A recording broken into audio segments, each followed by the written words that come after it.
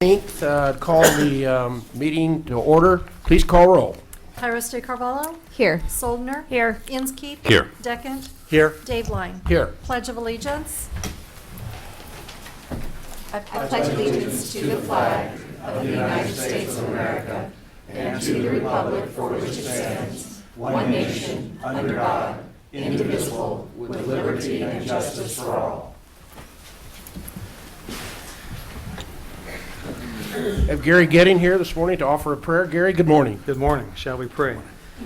Our Father in heaven, as always, we're grateful for this land in which we live, the freedoms that are ours as Americans, the blessings that we enjoy. We're grateful for those who serve us in this chamber, who give their time and their energy. We pray for wisdom and discernment in the discussions and decisions that are made today. And of course, Lord, we're mindful of those out in our community who serve us and protect us. We ask for your watchful hand on their lives as well. This we all pray in Jesus' name. Amen. Amen. Amen. Thank you, Gary. Next item, please. Item 4, oral communications from the audience. As is tradition, this is the time that we set aside to invite those in the audience to come forth and offer any comments. We ask you to introduce yourself, name and address, and on items that are not on the agenda. So are there any comments from the audience? Yes. Hi, Lisa. Good morning. My name is Lisa Gleason. I live at 10514 Panganica Pass in Hutchinson, Kansas. And so on behalf of the Neighborhood Center at Avenue A Elementary School, we are here to invite the council members and the public to a visioning session that will happen in the Southwest Bricktown neighborhood next Tuesday, August 23rd, from 6 to 8 o'clock at Avenue A Elementary School. The meeting will give residents and community leaders the opportunity to reflect on the progress that we've made over this last year and continue to work on addressing the challenges to building a thriving neighborhood within Southwest Bricktown. This will serve as a follow-up meeting to our last visioning session that was held last fall. And it will help us to assess and reaffirm our goals that we've set regarding safety, health, beautification, and just community engagement within the Southwest Bricktown neighborhood. We continue to want and have residents who are helping to lead this, but we also know that it will take collectively all of us to be a part of trying to really make a difference within each neighborhood within our community. So we just thank you for the opportunity to come and talk this morning and invite you to come see us next Tuesday and be a part of trying to help support the work that's being done in the Southwest Bricktown neighborhood. Thank you, Lisa. Thank you. Well, from what we heard a couple of weeks ago, you guys are off to a great start, and we congratulate you on your initial efforts, and good luck next week in your visioning session. Thank you very much. Any other comments from those in the audience this morning? Yes, ma'am. Please come forward, introduce yourself. Good morning to all. My name is Irene Fedoa, and I'm here on a different subject, and I apologize if I'm acting out of order. I'm kind of new to all this, but I was here 2 weeks ago, and my husband and I recently read an article in the newspaper where there were a list of homes here in Hutchinson that were up to be demolished for certain reasons. But since the last meeting, my husband and I actually tracked down 2 of the owners to 2 of the properties that are on the list to be demolished. We actually were able to get one of the houses gifted to us from the owner because he has no time and he doesn't have an interest in restoring them. And the other property we haven't currently purchased yet, but we have agreed on a price.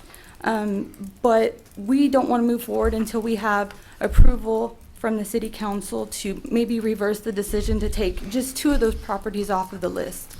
So I realized because of a family emergency this weekend, I was not able to call in and get this officially put on the agenda, but I am here and hoping to get some recommendations. I have talked with Mr. Inskeep. He's aware of our plan. Most of the work on these houses would be performed by my husband and other family members.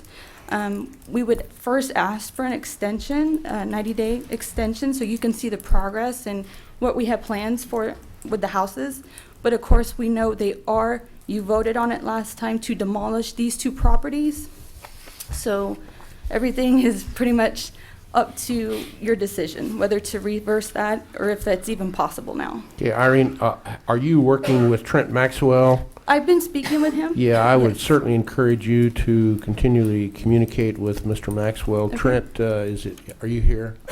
Are you aware of this situation? All right, very good. And what might procedurally then occur with her request, Trent? One of the, Yes. I think, as long as there's communication there, Yes. but the next action on those houses on demolition list would be the acceptance of the bids. And so, there's not going to be anything tore down until the council receives the Okay. bids. And so at that time, you could really make a determination as to whether these 2 houses are given 90 days, like some of the other Okay. ones on the list, or we move forward. And I think the appropriate thing would be that there is a plan in place. There is a, potential for this to happen. So, so again, those houses would not be tore down until the council. And Trent, is that September 6th, we think, or on the bids? September 6th. So that would actually be our next. Does that help, Irene, in understanding how the process works? Yes. Appreciate your coming forward this morning. Okay. Thank you. I encouraged Irene to come down and visit, and we knew it wasn't an agenda item, just so we could be made aware of it.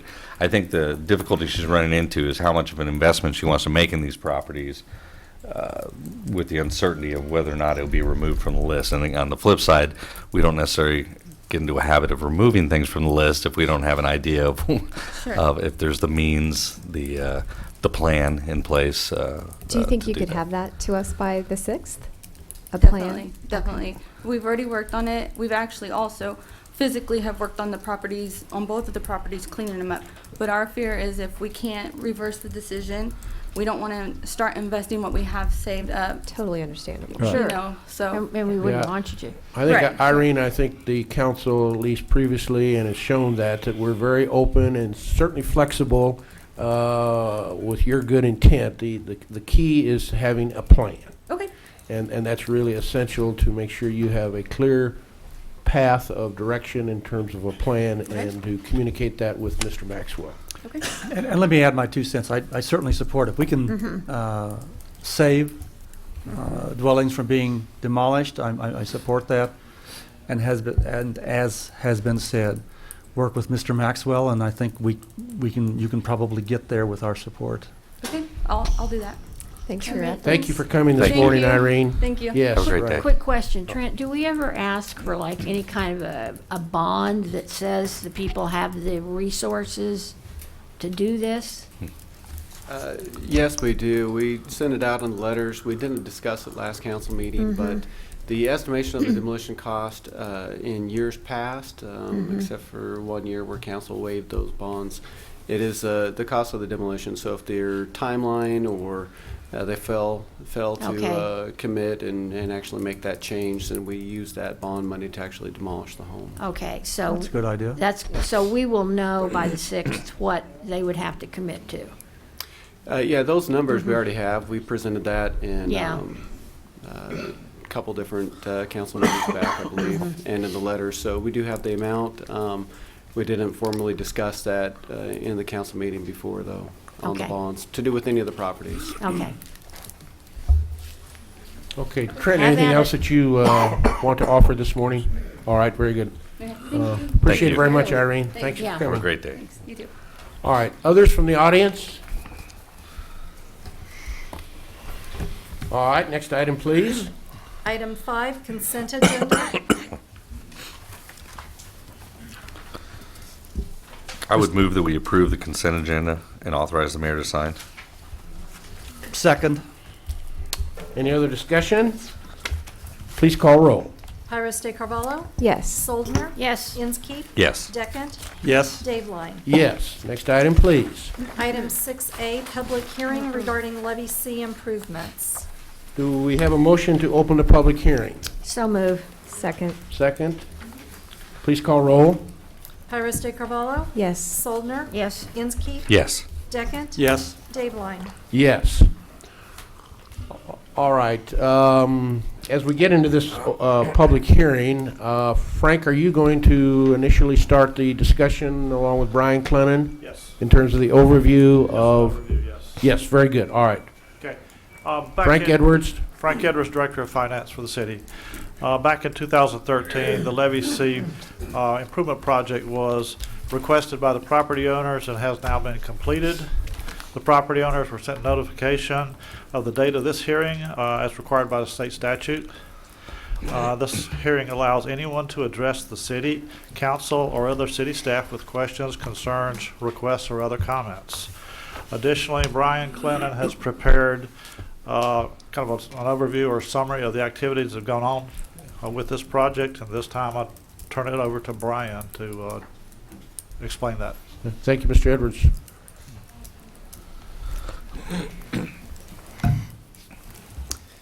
Good morning. My name is Brian Clennon. I'm the Director of Public Works for the City of Hutchinson. And I just wanted to give the background or the overview history of how this project developed.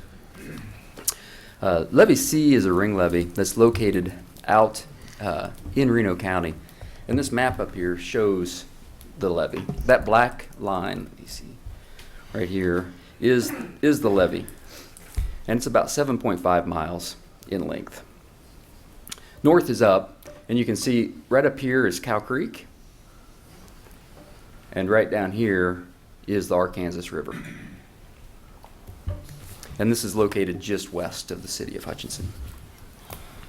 And this ring levee protects property from flooding of Cow Creek and the Arkansas River. In 2007, FEMA began updating their flood hazard maps. And an important element of that update was to identify flood risks behind the levees. And before a levee could be shown as providing flood protection on the updated floodplain maps, it had to meet FEMA's accreditation criteria. So in 2008, the city partnered with the city of Willowbrook, the city of South Hutchinson, and Reno County to pay for a levee evaluation of Levee C plus all the levees that protect Hutchinson, Willowbrook, and South Hutchinson. It's about 28 miles of levees in all. This evaluation showed that Levee C needed to be raised up 1 foot for a short stretch. I'll try to zoom in on that area for you.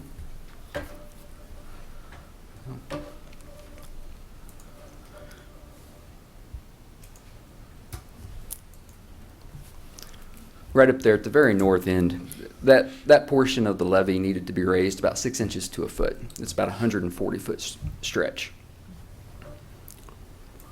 And then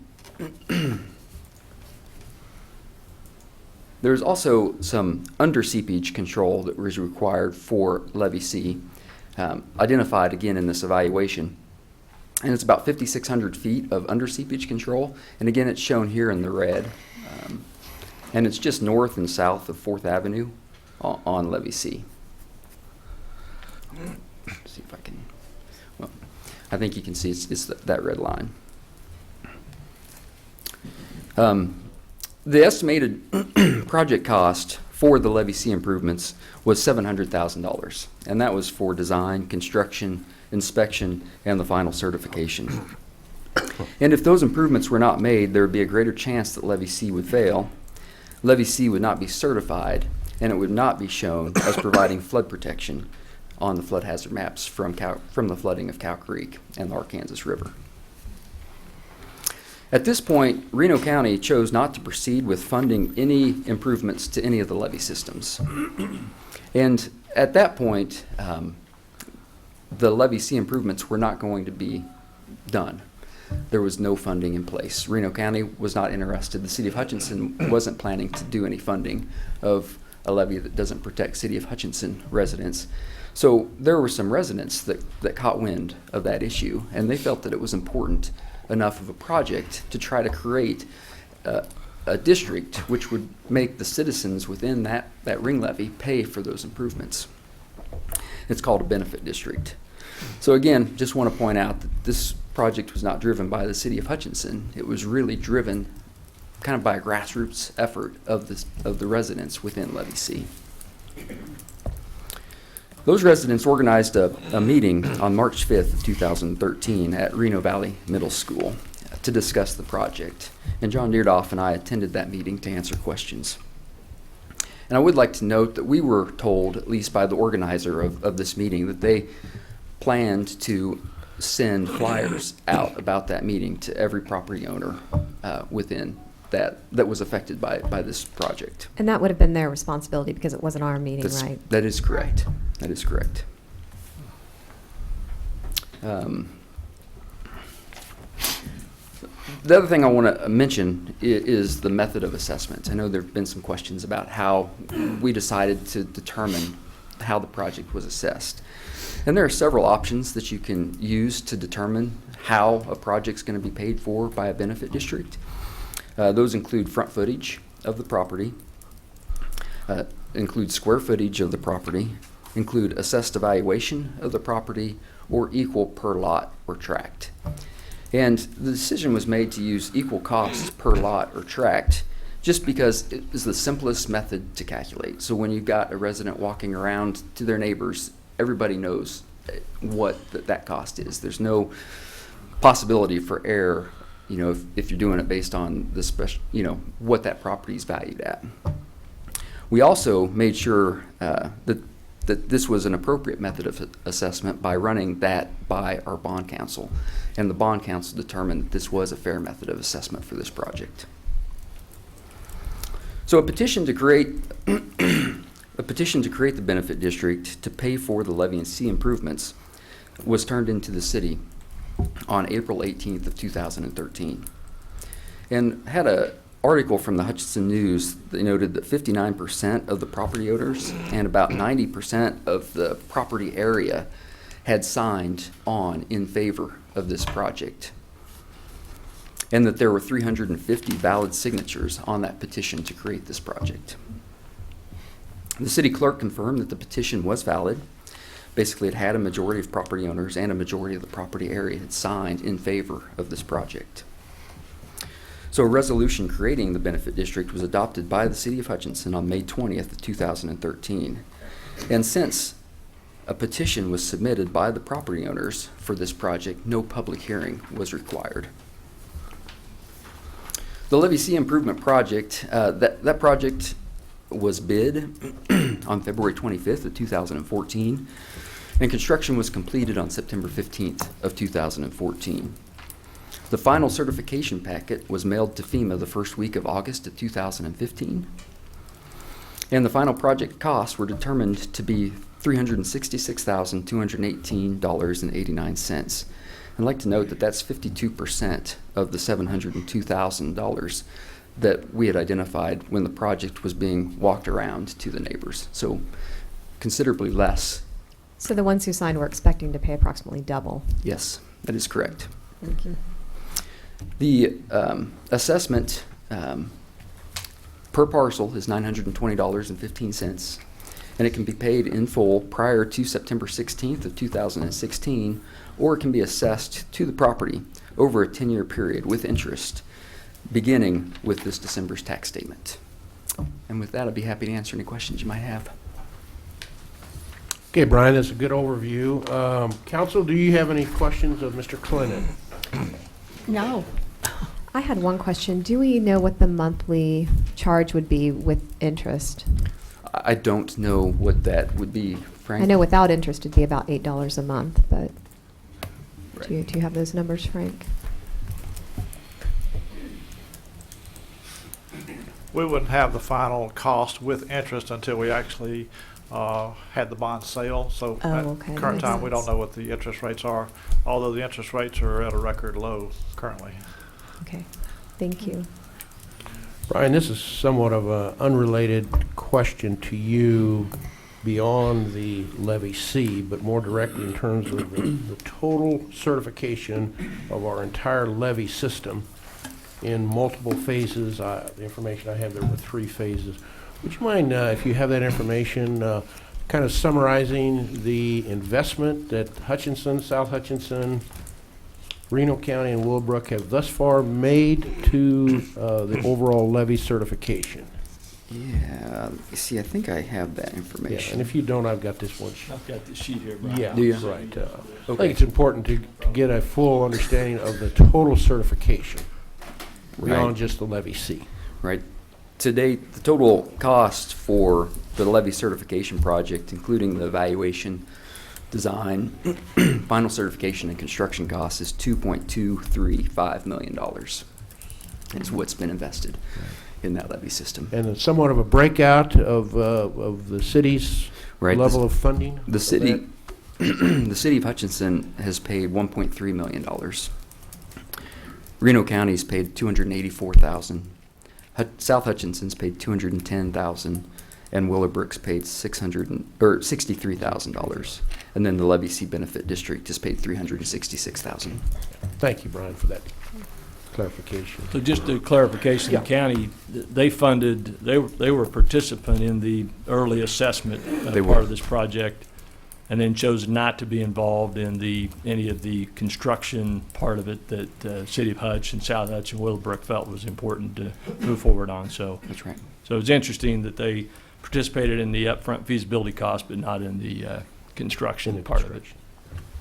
Okay. Council, any other questions of Mr. Clennon? Do you know, Brian, how many parcels there are within that district? 398. 398. And there are a couple dozen or so that are still considered in floodplain. Right, 21 homes are still in the floodplain. That's correct. And those properties are not being assessed the valuation. Well, they're being assessed, but the city of Hutchinson is going to pay for those properties. Since they're still in the 21 floodplain. properties, because their homes are still in the floodplain. No benefit was shown, yeah. Right. They're still going to have to hire maybe a surveyor to go and do a survey of their property. So they've got some expenses to get their home out of the floodplain. Yeah. To visit about the floodplain, what floodplain or definition is it? Is it an X, zone X, or what did FEMA, by making the improvements, what did they? You know, I don't know the answer to that question. Okay. Just know it's floodplain that No longer requires mortgage insurance to have flood insurance associated with it. it would. Yeah, those Okay. for those 21 properties. Right. Yeah, Okay. they would require. Unless they get their own survey that gets them. That shows that the low elevation opening, yeah, is elevation of their home is truly proper. above that Okay. floodplain. Okay, thank you. Yeah. All right, since we're in the public hearing phase, we have many in the audience who have come this morning who presumably will have questions or do have questions. And this is the time that we then would invite anybody who has comments relevant to the subject, which is the Levy C assessment process. So please come forward and give us your name and address, if you would, please. Yeah, I'm Jane Gamber. I live Okay. at 2519 Pennington Road on the west side. And I have several questions. And primarily, I want more time because I've spent the last 2 weeks trying to figure out how this came about. I've had very little notification, and I'll address that now. We have 2 parcels or properties that are involved in this area. And they are it's hard to see, these are not very large maps, but one is a tree row left over from what was called the mill race that was to carry water back in the day from the river to the creek for mill. And the other is a landlocked triangle that was cut off by the establishment of the railroad from Hutchinson up to Sterling, and at that time it was called the Salina Sterling El Paso Railroad. And so off the home quarter of our property, which we homesteaded in 1873, the railroad paid right away and took off this little corner 3 acres. It is inaccessible unless I trespass on adjacent landowners. It's you cannot cross railroad tracks to get to it, so it's virgin sod, and it's just sitting there, and we like it the way it is. But on one of these, we're asked to pay this amount. The other little strip is valued at $120. So logical always works for me. Logical usually means fair, and I'm not seeing this here. So let me address just my 3 quick points. As I see it, the sequence is the Corps of Engineers spoke with the city, said work had to be done, city did it, thought county would help, which it did a little bit in the initial portion. County decided not to for some reasons that we've investigated. And so the city more or less was stuck sniffing around for a way to get the other money. Okay, my turn. My second point is the petition. The individual that brought this forth, I've come to call the mysterious Mr. Ebmeyer. And he lived south of Reno Valley Middle School. Does not live there now. I think it's in California. As I understand, he had city assistance on wording the legality of the petition. It's a very well-formed petition. And at least 2 meetings were held at Reno Valley Middle School.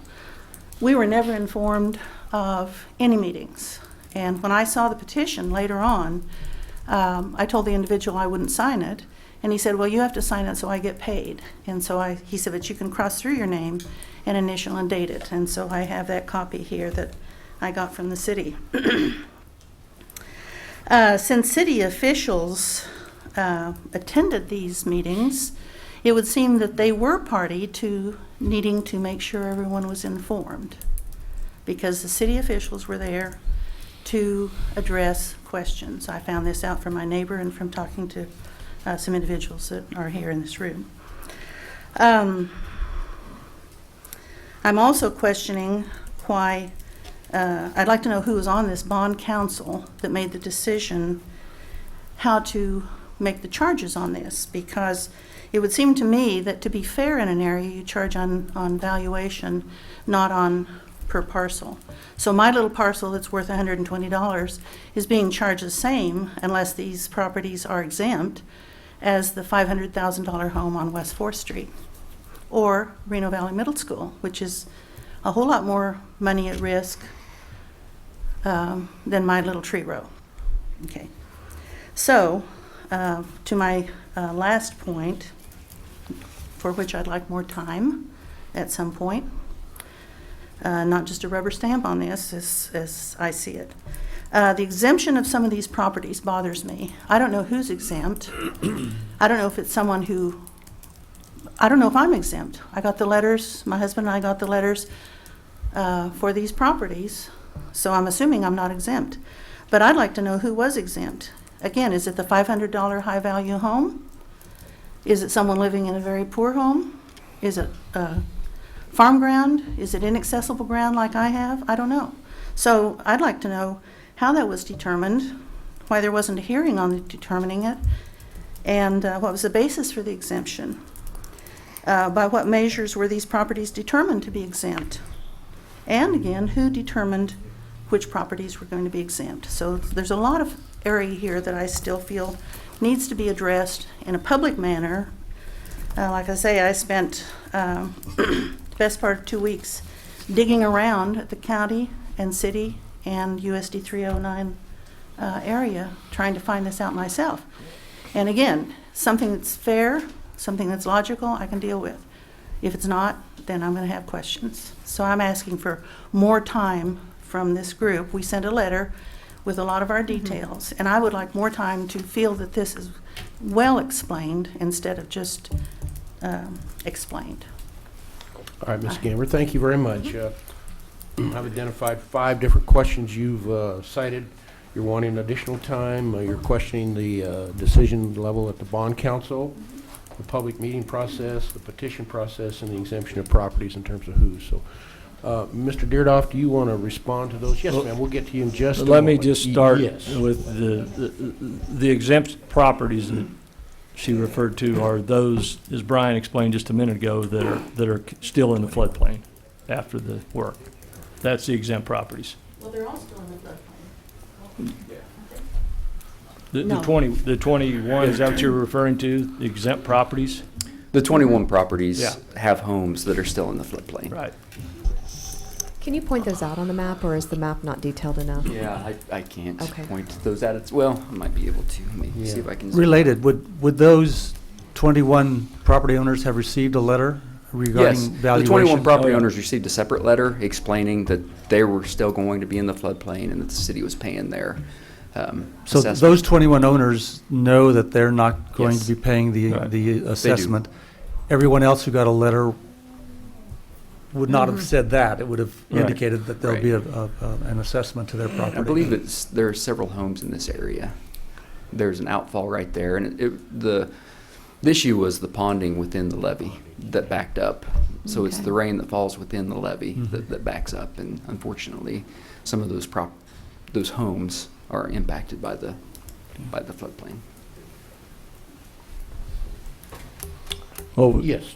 Mr. what was the Beardo. other questions? You want to just, The exemption, the petition process, you had some questions there regarding the public Well, meeting that The- Mr. the- Clinton Yeah, the explained. public meeting and the petition process, and there is a Mr. Edmeyer. We all know he's been in this meeting several times.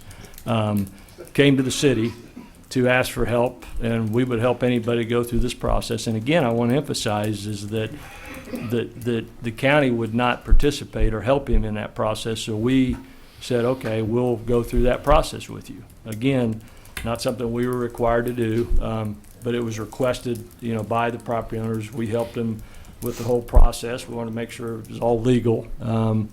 And he set out to get the petition signed. There was a meeting that we were invited to. It was a public meeting. It wasn't our meeting. It wasn't anything that we set up. It wasn't required. It was something that the homeowners put together out there, and There's Brian an and important I, difference there between. very important, It's yeah. very important difference. Brian and I attended that meeting. We have a lot of public meetings throughout the community that we get invited to that we don't send notice to everybody in the city that we're having this meeting. And so, and I believe there were two. I think Brian and I were only at one of those. And that was the night they were actually having petitions signed, and we addressed a lot of different questions. I think there were a lot of questions we're having today is, why are we doing it? Why is the city doing it? And again, we explained that what we've been through and the ramifications of not going through this process, and that the reason we're here is because the county chose not to be a part of this process with you as residents of the county. So that's really kind of addresses those meetings. And again, they weren't city-initiated meetings, they were neighborhood-initiated meetings that we were invited to. Similar to this one. Yes, exactly. Yeah. Yeah, very, very much, yeah.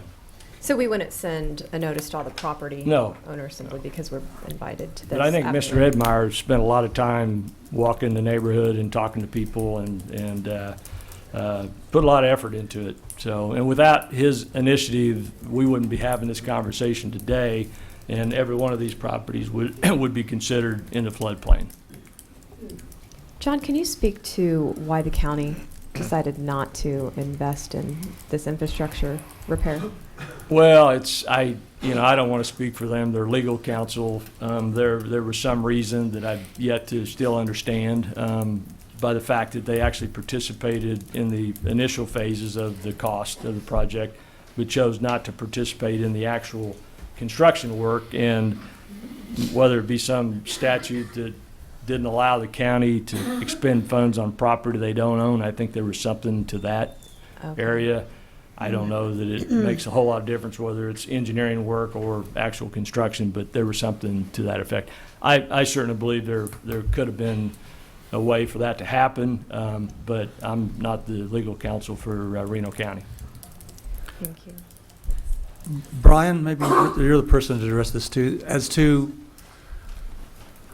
As to multiple tracks, as was raised, how would an individual know how many different tracts of property they're going to be assessed? If you own it.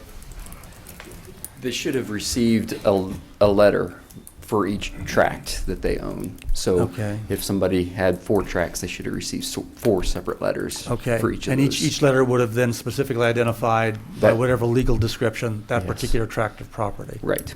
Okay. So if I received one letter, then I've got one tract, Right. 2 letters, 2 tracts, et cetera. I Okay. believe that's how this letter was set, right? Yes. Oh, Frank, okay. The other question on bond council?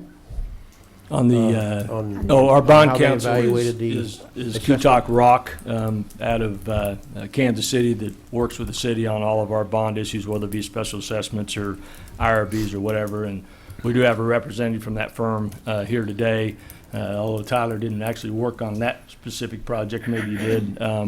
But if there's any questions about Tyler, do you want to the briefly assessment, explain the process, the assessment process? Sure, I can answer. Yeah, introduce yourself if you would, Tyler. Thank you. Good morning, Mayor and council members. Tyler Ellsworth with the law firm of Kutak Rock, the city's bond counsel. I think the specific question was how the method of assessment was determined, and the method of assessment in this case was in the petition itself, and it was per individual lot or parcel. There are various ways that assessments can be apportioned between lots in an improvement district. And as John mentioned, I wasn't around at the beginning of the project when the method of assessment was determined and set forth in the petition. If I were to hazard a guess, I would think that an improvement district of this size is difficult enough administratively. I think when you start getting into lot area and things like that, it becomes very cumbersome to try and determine exactly who is paying for what. And I think in addition to that, probably at the outset, again, sort of to hazard another guess about this process, it was probably easier to explain to people and let them know how much they might pay for the individuals that signed the petition to say, we're going to assess equally per lot. You know exactly what that's going to be. We're not going to look at valuations and get into discussions about what the valuations are and have people contest those or try and figure out different areas of property and have people contest those, which those are other methods of assessments that other cities use. I know that it's my understanding that on other benefit districts that the city has created, that they frequently use equal assessments per lot. I don't know that the city's used other methods of assessment in recent memory. well, typically on our normal subdivision type of assessments, it's, it varies, but normally it's a per lot assessment because most of the lots in new subdivisions are pretty much the same square footage. I mean, you can do frontage, foot, those kind of things, but typically it's been a per lot assessment. That's correct. Does that answer that question? Sure. Okay. That's helpful, Tyler. Okay. Right. And I'm happy to provide any additional background, or if there are follow-up questions, I'm happy to address those. You mentioned, go ahead. Ms. Gamber, your first question was you're asking for more time. Could we go, I do have a Yes, question of Tyler. sure. I thought maybe you did. I'm sorry. I heard you say that the petition itself specified I believe that's the correct. method of assessment? Yes. Okay. And that was a per tract or per parcel Yes. method? Yes. Would we, John, Yes. had a different method of assessment been part of the petition? Would have we likely gone that route, or Well, I mean, might we have a? we talked about all those, but quite frankly, it was a simplistic process. I mean, it was a difficult enough project to work through, let alone on square footage and on, assessments and.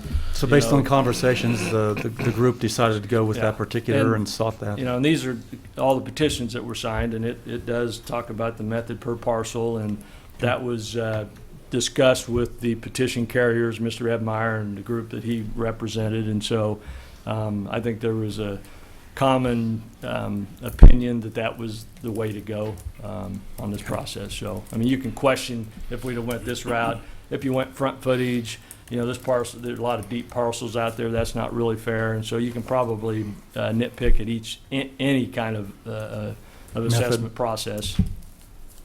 Okay, thank you. Thanks.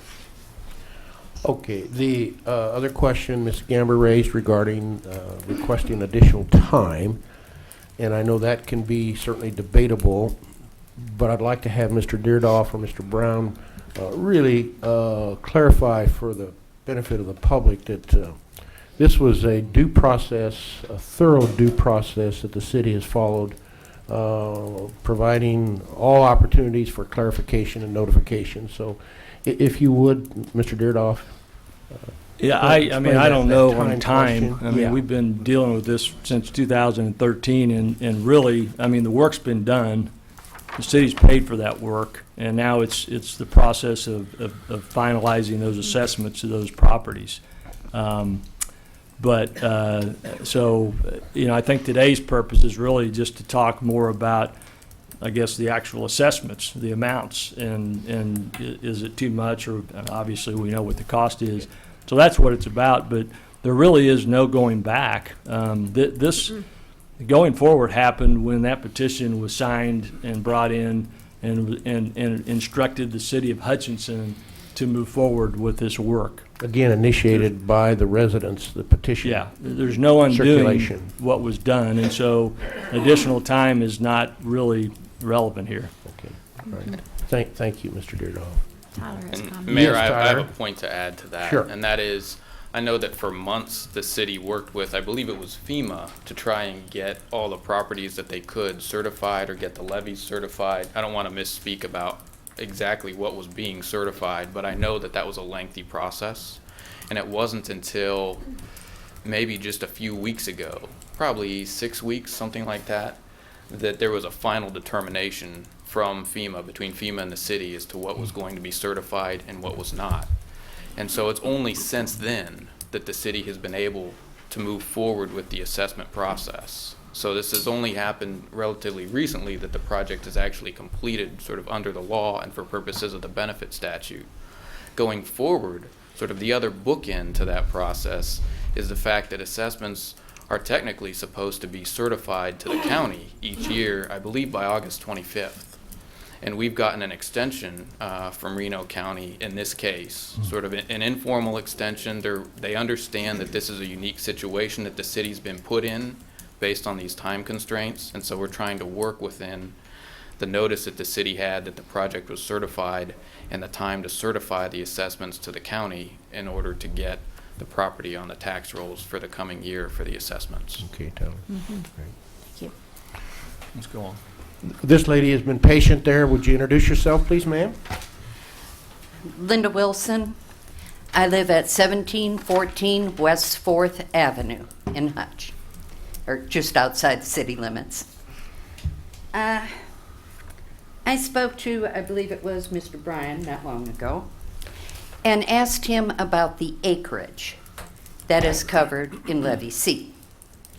And the total he gave me is 2,170 acres.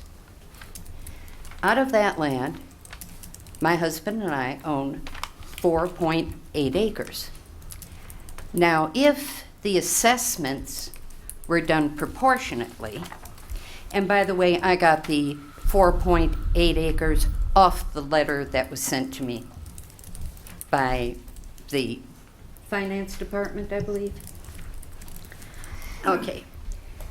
If you take the total amount due, the total cost, and divide it by 2,170 acres, you will end up with $168.76, so on and so forth cents. I just rounded up to 77 cents. Okay.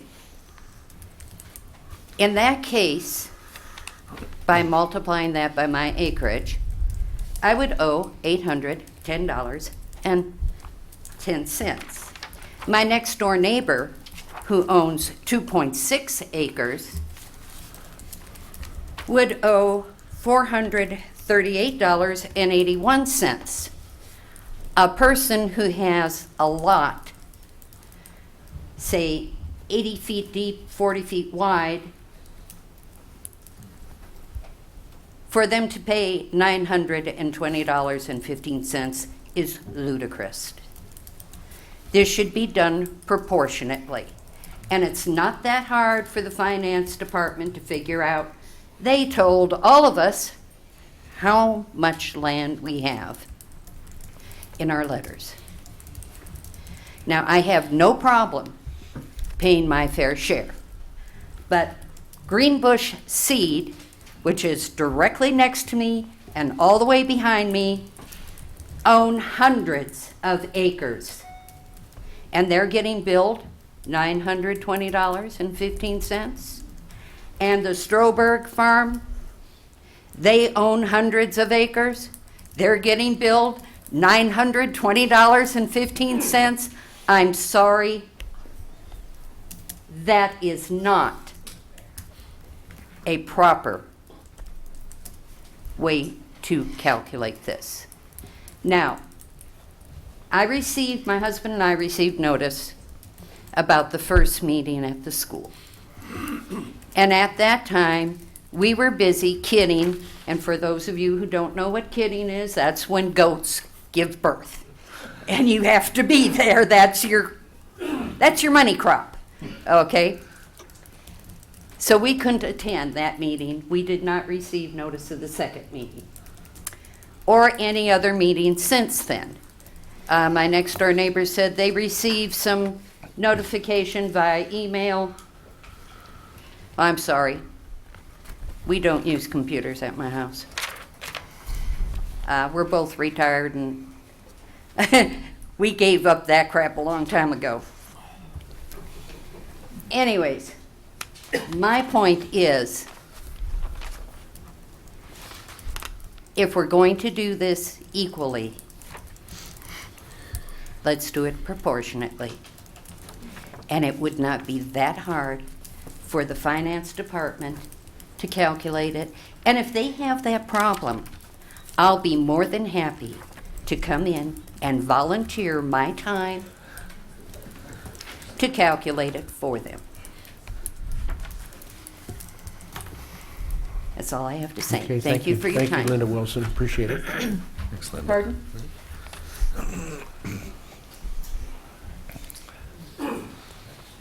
Yes, sir. Please come forward and introduce yourself if you would.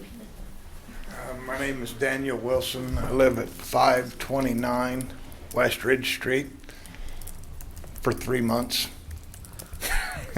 I just bought the home. I guess my surprise is that this was never disclosed to me that it was going on.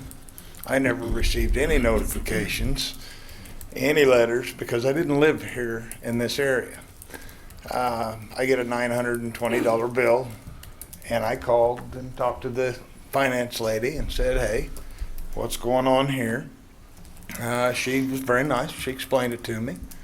I understand the work and what it's for and that kind of stuff. So, like many of us, I don't have a problem paying for the work. I agree with Ms. Wilson. I have 1.2 acres, and it's costing me the same. A little high, a little bit of a surprise. My only question that I had is the dikes. You've got the Arkansas River dike on one side of us. You've got Cow Creek on the other. Cow Creek has two sides to that dike. The two sides, one protects our little community, okay? The other side protects the city of Hutchinson, which floods more than we do, from what I'm understanding, and I've seen plenty of the city of Hutchinson underwater faster than I've seen that in the last couple months that we've had the rain. My question is, was this not something that protects the city of Hutchinson, and should it not be being passed on a little bit to the city of Hutchinson residents?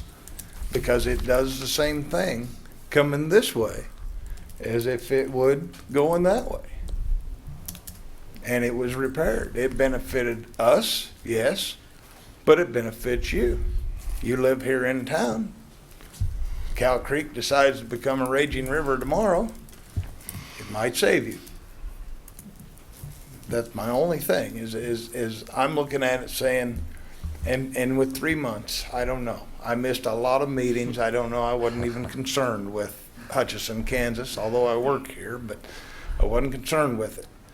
I just got a $920-some bill and kind of want to know, wow, why? And why is it not being divvied up a little different? I agree. It needs to be looked at. You said there was petitions signed that discuss a specific way. I wouldn't have signed it. I wouldn't have signed it, okay? I wasn't here, but I wouldn't have signed that. Because that's, as you see, acres versus 1 acre, and we're getting the same bill.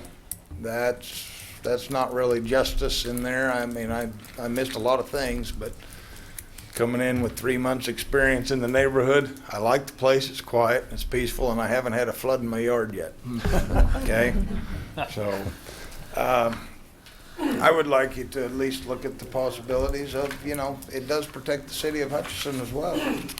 So, there's benefits to help everybody here if we spread it out a little bit more and include the residents that are in town, because they're protected by that dike the same as we are.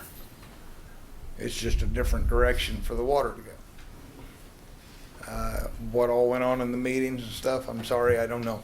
I was at the prison and Mr. Deckett was yelling at me.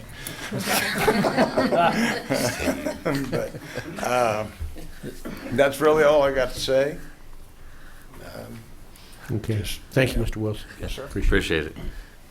I just real comment, because I believe the issue there is that, and Karen, I think, talked to maybe this gentleman, but that, there's a red flag at some point in time on the title company that there is a potential assessment, and obviously that wasn't relayed to the realtor or to the people who are purchasing the house. So that can happen.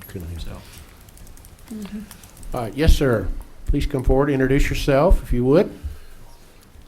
Don Tipton. I live at 3408 West 7th in West Side Village. Now, back in '51, they discussed that levee. That levee was put up to protect the west side of Hutchinson, what used to be called Homedale Edition. That's when it was first discussed to build it.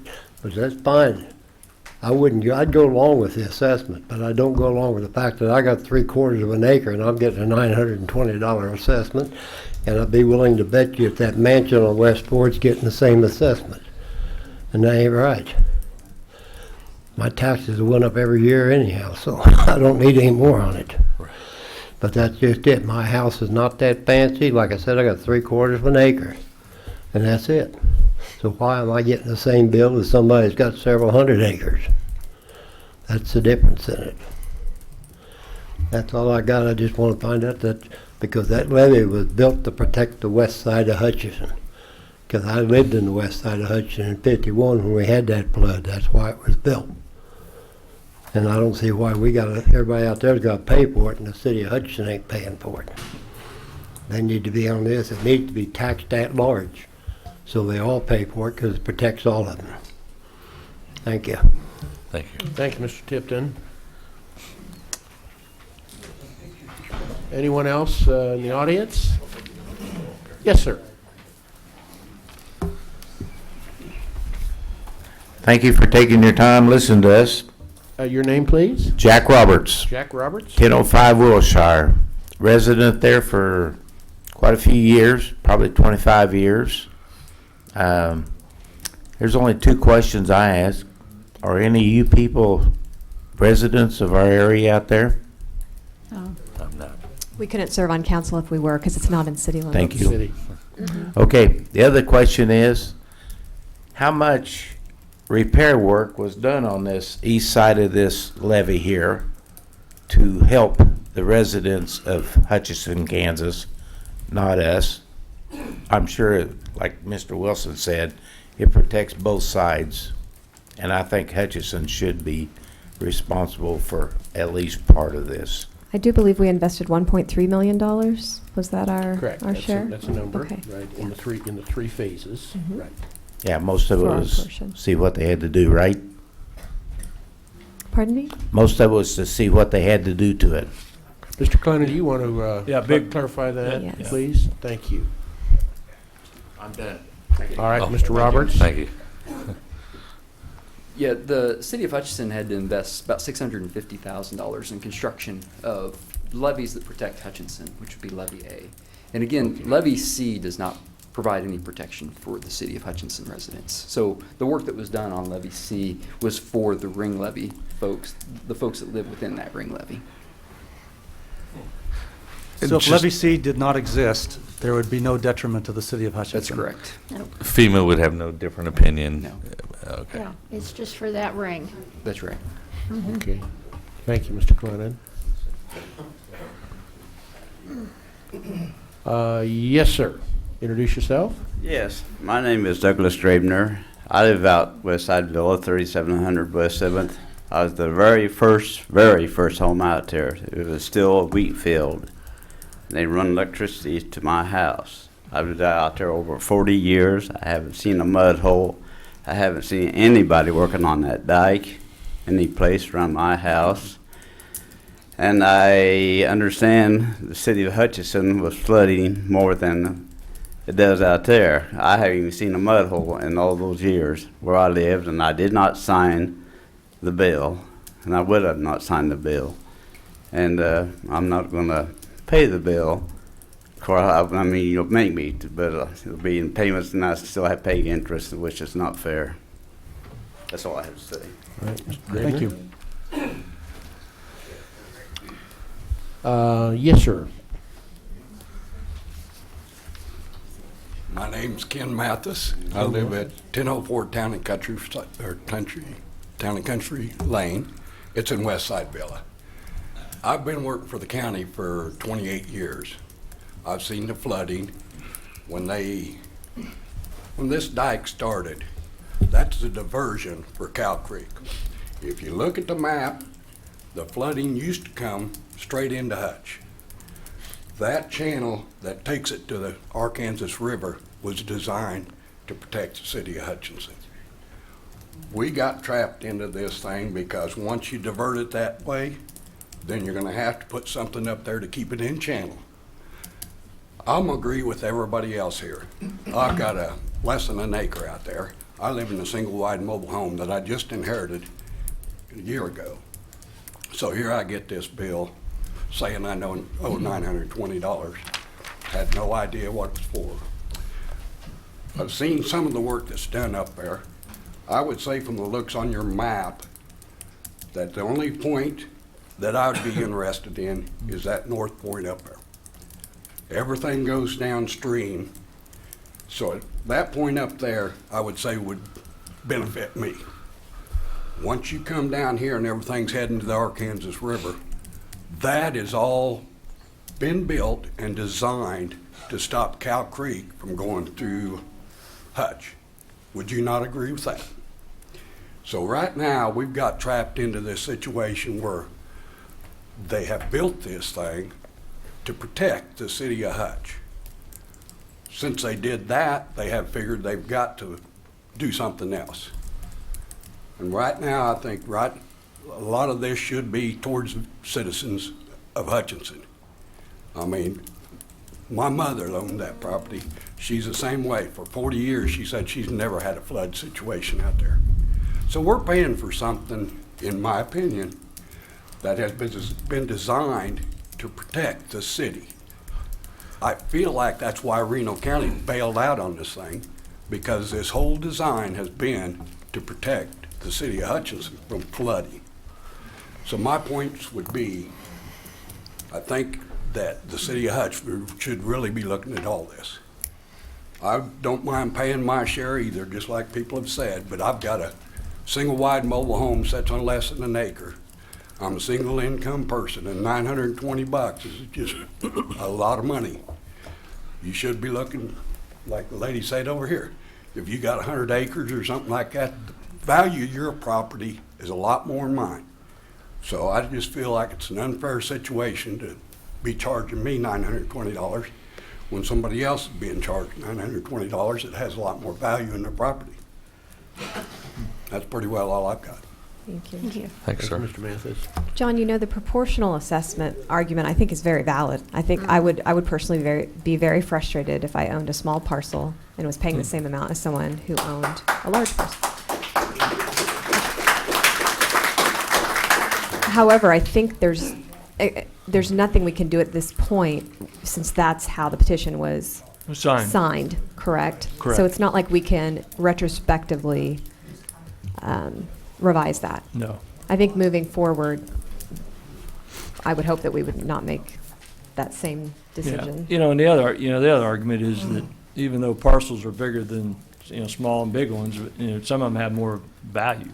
It's not just on size. Then we'd have the argument, well, this one has an assessed valuation of this, and this is a 2-acre lot that's got nothing on it. It's just pasture or whatever it might be. So that's the problem with assessment methods. You can probably argue on any of them. Either way, yeah. And unfortunately, for some of the people that are here today, that's what the petition was signed as, and that's how we went forth. And that would have been a conversation to have back when I either signed or did not sign a petition. Exactly. So It's unfortunate, and I agree with some of I think I can understand the thought process, but then again, you can argue either way on some of these assessment methods, and that's why it's very important when, these petitions are signed that, and we talked about that, that it's per parcel.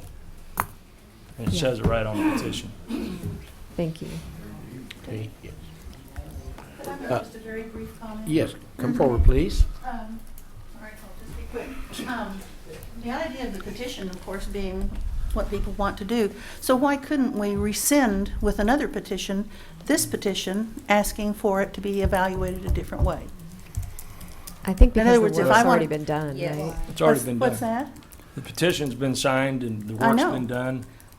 But you could rescind this petition with another one, because you said anytime people come forth and want a petition, that it has to be considered. So if I could get 52% of the people living in this area, if I want to walk a petition around and get 52% to rescind this one and make it per assessment instead of per parcel, wouldn't that have to stand? I'm not legal counsel. I don't know. I don't know that works. The process has been through and petitions completed. have been signed and Work has been expenses done. have been spent, and we've spent this money. So, Okay.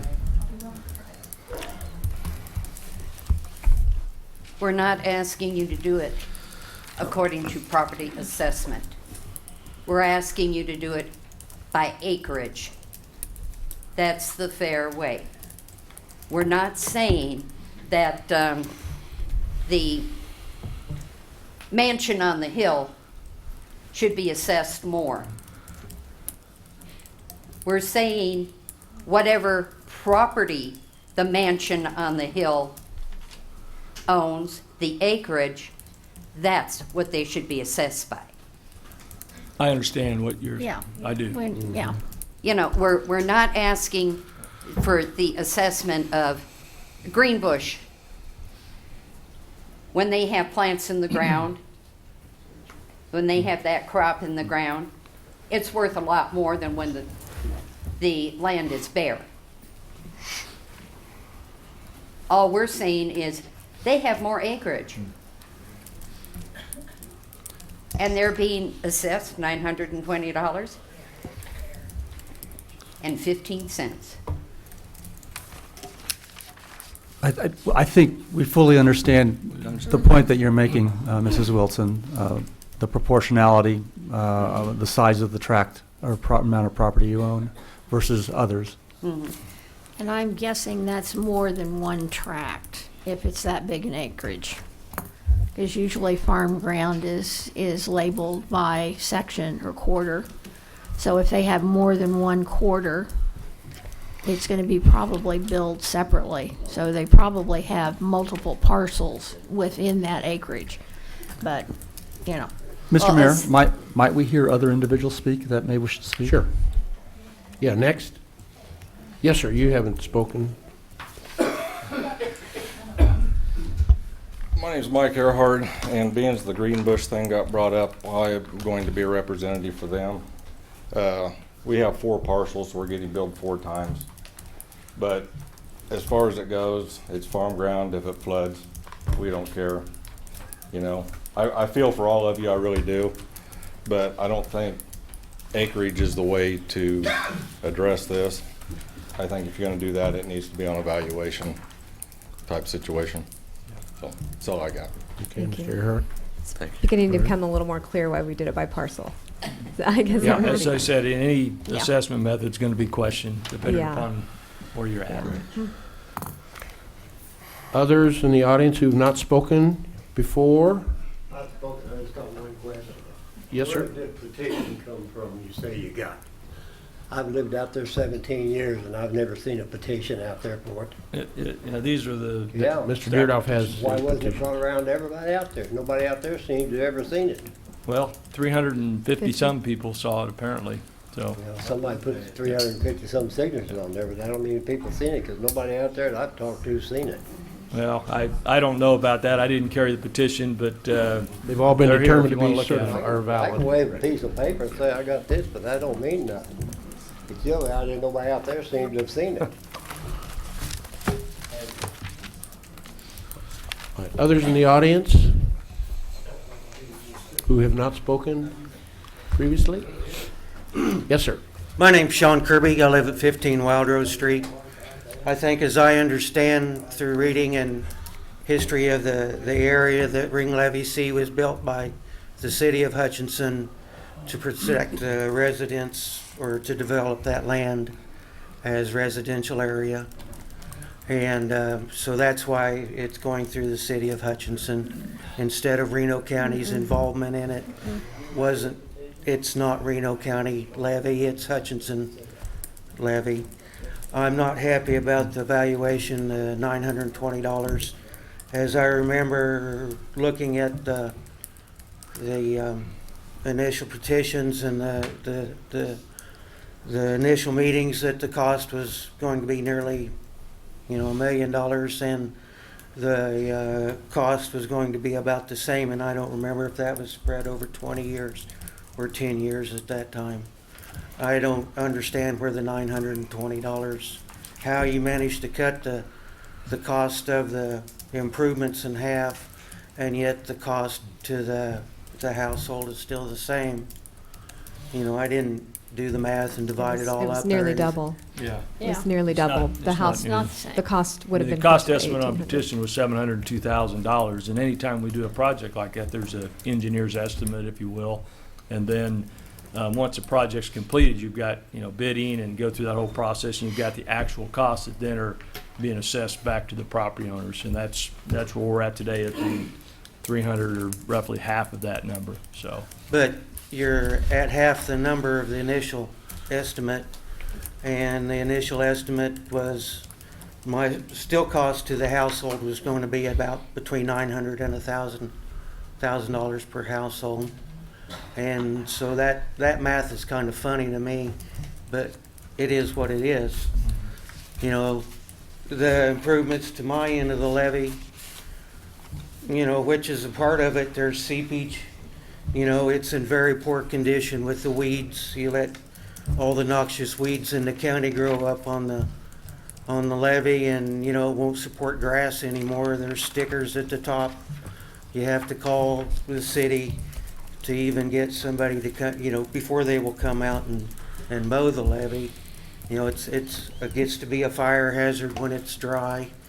And so, I guess, the care by the city is, in my estimate, a very, very, very poorly done. To let weeds, to let the gophers, there's going to be seepage. I'm at one of the highest levels of the area, and I'll say, like everybody else has said, I've lived there 16 years now, and I've never seen water up to the bottom of my levee. I'm as close to Cow Creek as anybody.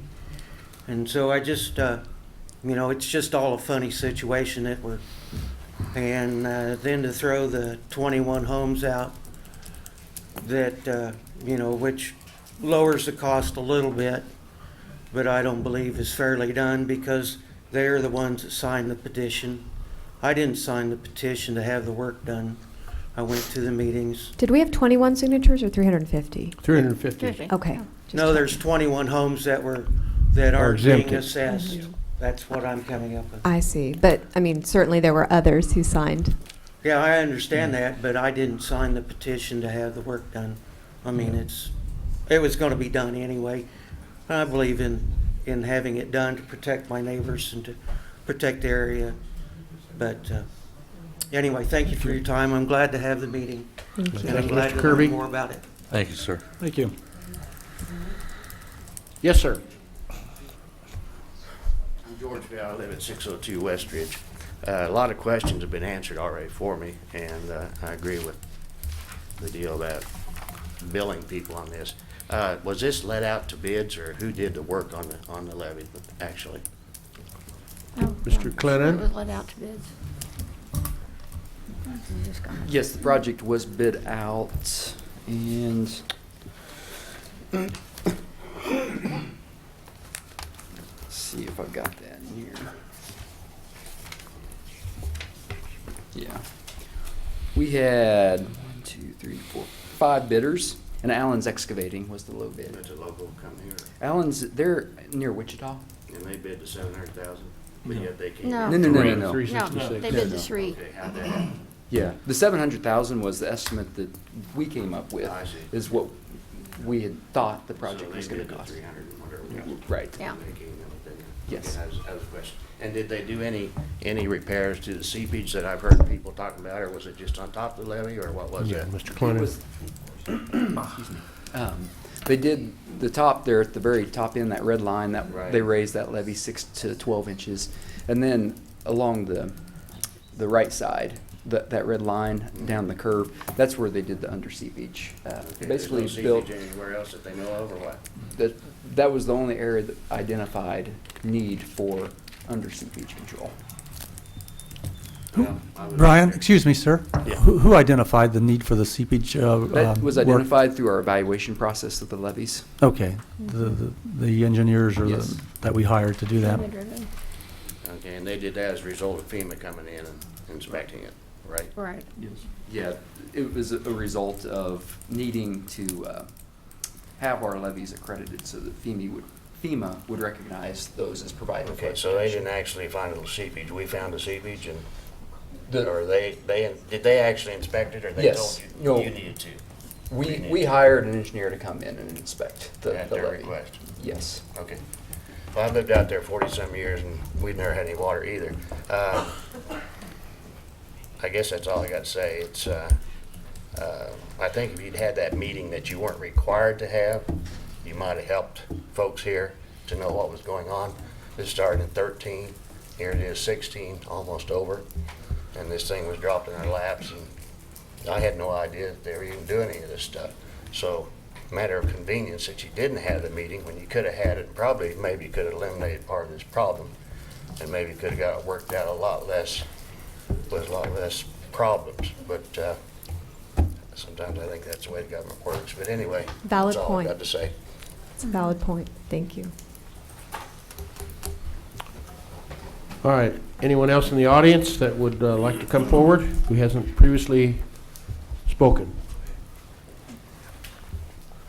I hope so. Anyway, my name's Marcine Pritchard. I live at 901 Westridge. And unlike some of them, they said, you know, they didn't see any water out there.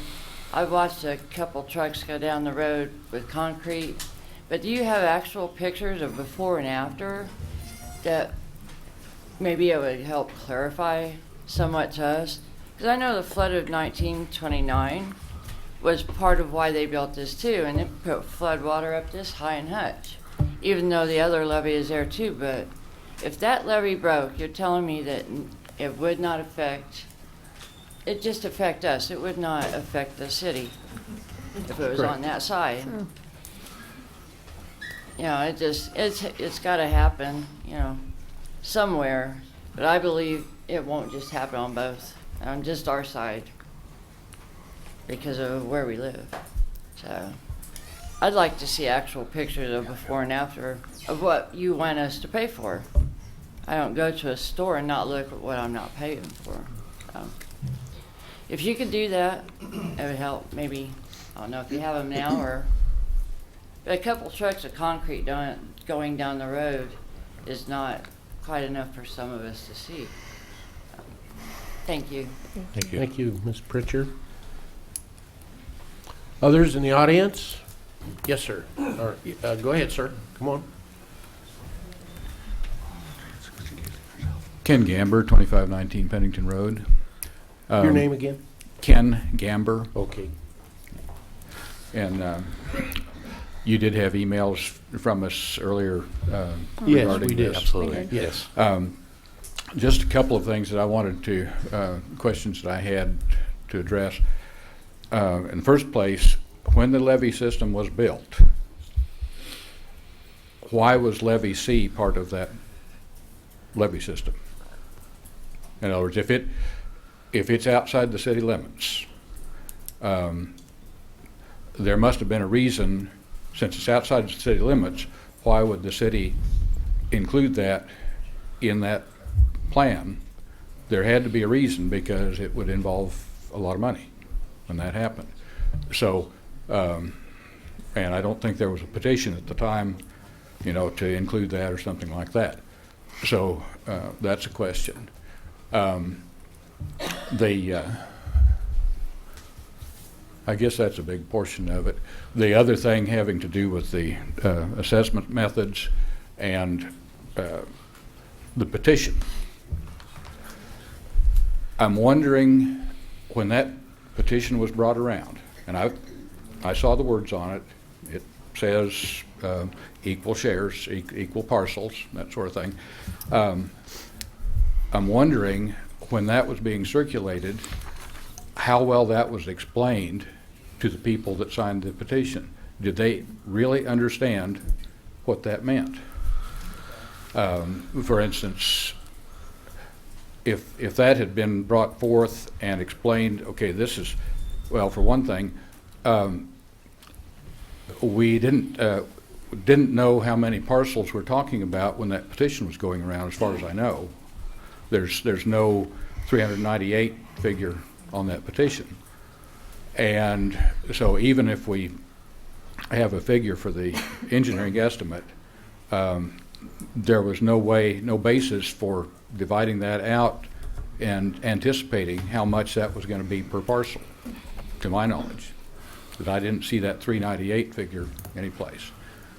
So that means that the people doing that, I'm guessing, saw this as, well, okay, we're seeing our neighbors. All of us have, most of us at the meeting probably have similar houses, similar sized lots, more or less. And so, yeah, okay, so we're all kind of the same, so that makes sense to parcel it out equally. Not thinking about the fact that, yes, actually there are parcels in here that, for one thing, don't benefit from the flood control at all, because flooding wouldn't damage them, such as the parcels that we have. Others, such as the Reno Valley School, would suffer high damages.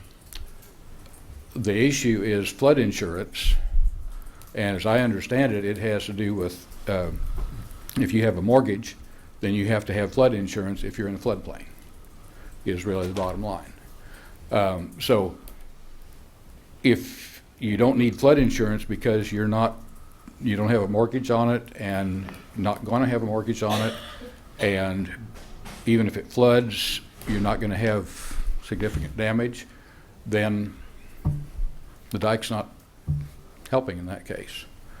And I think there are a lot of properties that would be like that. Mostly, I feel like the people that presented this, 350 signatures. As I understand it, the way this worked, if there were multiple owners listed on a particular parcel, each one of those got to sign. So if you had 6 owners listed on a parcel, you had 6 signatures, one parcel. That doesn't quite compute for me, because we're going on how many parcels, but the signatures are based on how many people, and that could be multiple people per parcel. So a relatively small number of parcels could wind up with enough signatures to be over 50%. Thank you, Mr. Gamber. Thank you. Yes, sir. My name is Paul Zion. I have a property at 902 Town and Country. And thank you for what you do. I had no warning on this, saw no petition. No one knocked on my door. My mother lived there at the time, actually. And I kind of feel for the fellow who bought this house without knowing, because we're selling right now. And we're in the midst of probably dumping this on somebody else, probably. Oh, no. Down the road. But she now lives with me. But no one, and I came down to the city office, and I went through the petitions, and I looked up our property to see if she'd signed it. She had not. She knew nothing about it. I didn't know. My name's on the property.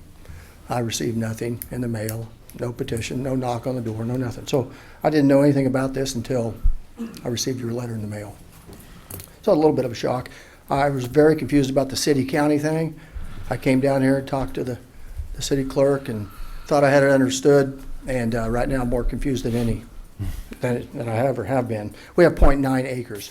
So I guess my main concern is I question the method of how we're billing. I don't question that the work needed to be done. I'm not that far into it. I'm not questioning why or did it get done. I'm just questioning the amount. When I first got the letter, I was going, hey, wait a minute. This taxation without representation, what's going on here? And that's what this meeting is all about, basically. But it may be a done deal already, but I didn't know anything about it. All these homes right now that received a letter, they are now out of the floodplain. Is that correct? With the exception of Except for the 21. 21 properties. Okay. Right, correct. So insurance Right. is a benefit, Yeah, I guess, yeah. probably. That's one benefit. All right, yeah, once again, I just question how we're doing this. 0.9 acres is what we own compared to some of the other properties or hundreds of acres. If we feel like that is flawed, then what are we going to do about it? I mean, it's terrible to make a decision we know is wrong, I guess. But none of us like to do that. All right, Mr. Thank you. Zion, thank you. Others in the audience?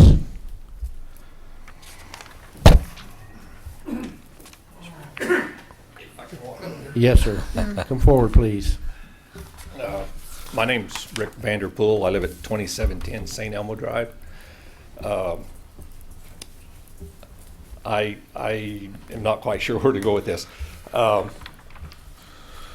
People have stated that the city actually built the dikes, but the Corps of Engineers originally built the dikes at the city's request.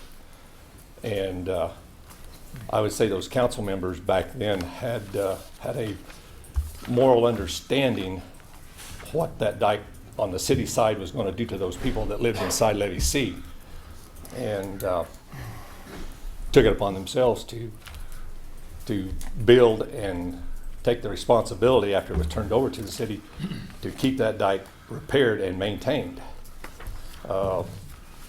which seemed reasonable at the time. Has the city been collecting taxes for maintenance and repair all this time? And two, with an estimated $700,000 budget with the flood control people, part of the city, since you've had all these walkways built and parks built, and now you're maintaining all that area, trash pickup even, is that where part of that money has gone to do the repairs on Levee C? Have you just underfunded it? There's all I'm getting at is the city council back then morally understood what was going on to flood those people out if they built the levee. And nowadays it seems that being you've got your levee, you've got your protection, you want to kick us to the wayside. And that's really what it looks like is happening here. It's not a matter of maintenance because you've been collecting money for maintenance all these years.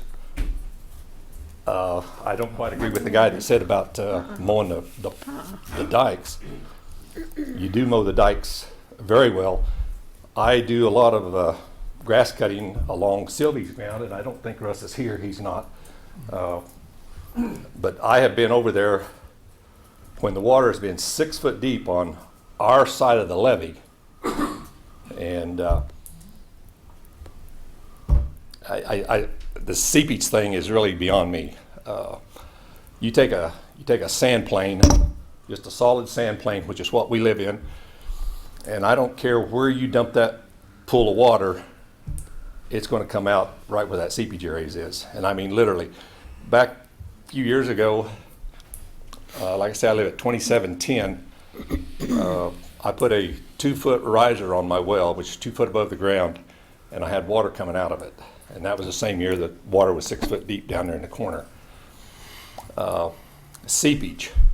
You can't, it would be like just taking a box full of sand, building a sand dike around it, pouring that water either inside or outside that levee. The water's going to be in exactly the same place. It's just going to go to level. And I don't care, that seepage deal it's asinine is what it is. But anyway, the whole thing is just a moral standard here, or a moral respect here for those people who live there. You're either going to keep the dike up, protect us, protect yourselves, and or kick us by the wayside and flood us out. Thank you. Thanks, sir. All right, Mr. Vanderpool, thank you. Yes, sir.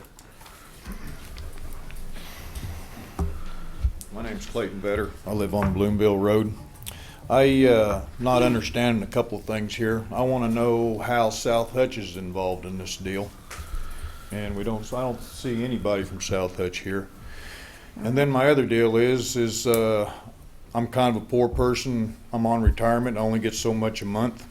And I want to know why y'all think I would have to, if this goes through, and if you think I'm going to pay it, how you why I should pay interest on it if I can't afford to pay the $900 up front.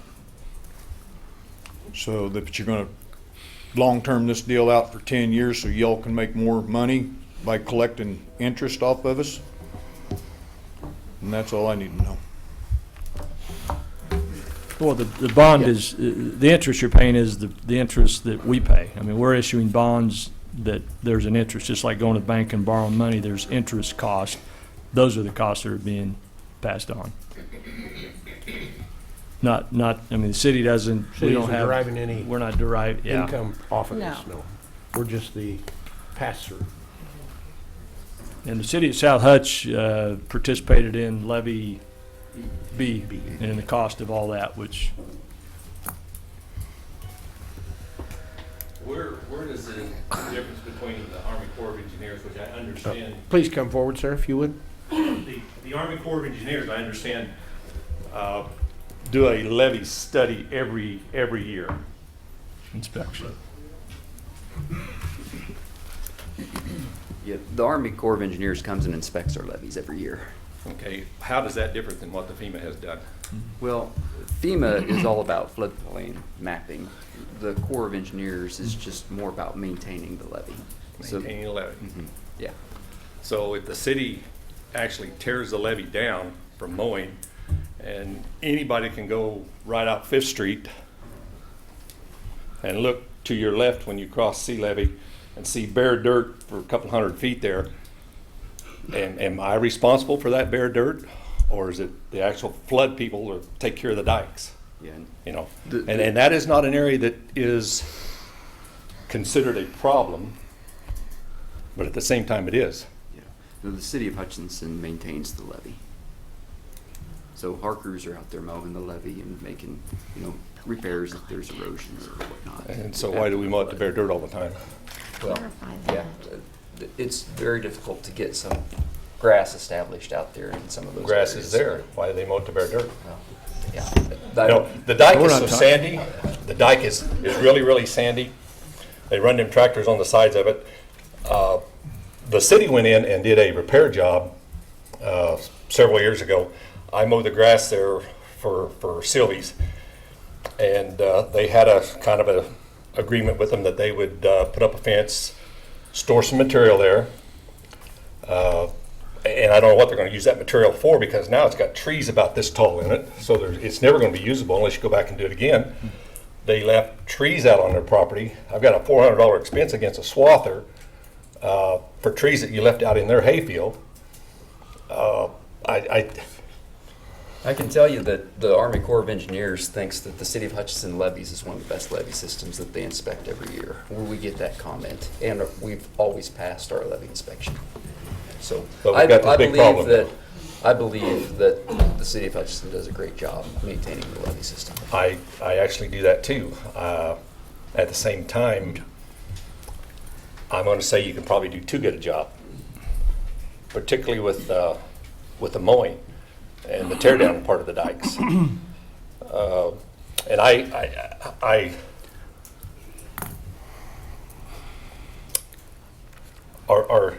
is the bottom plane, the actual water flow of that dike, considered part of the levee system? Yeah, I'm not sure I understand what you're talking about.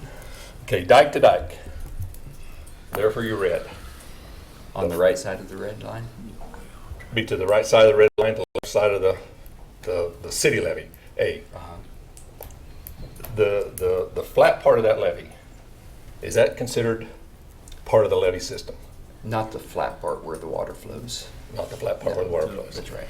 So what you're telling me is, and I'm going off base here, guys, I have ground on the east side of levee A, and I have ground on the, I don't have it, but I maintain it, on the inside of levee C. If I want to get from, and I have a lot of cattle getting out, you guys used to let a lot of people run up and down that river, and they'd always cut my fences. So I would take my horse and ride through those areas. And I've been up here to the city attorney a couple times, had the sheriff called dozens of times, been threatened because I've been out there trying to save my cattle off of that river bottom, and it's all because I rode on the dike. Now, if I'm paying for repairs on that dike, why can't I use that dike? Well, again, we don't want a lot of vehicles driving over that levee. I was told by Excuse me? the name of Nilsson. Yeah, we're wandering. Yeah, we're way off. See, yeah, this seems like we're wandering. Subject, yes. What I'm saying back is on. that if I'm going to pay for that item, why can't I have access to that item?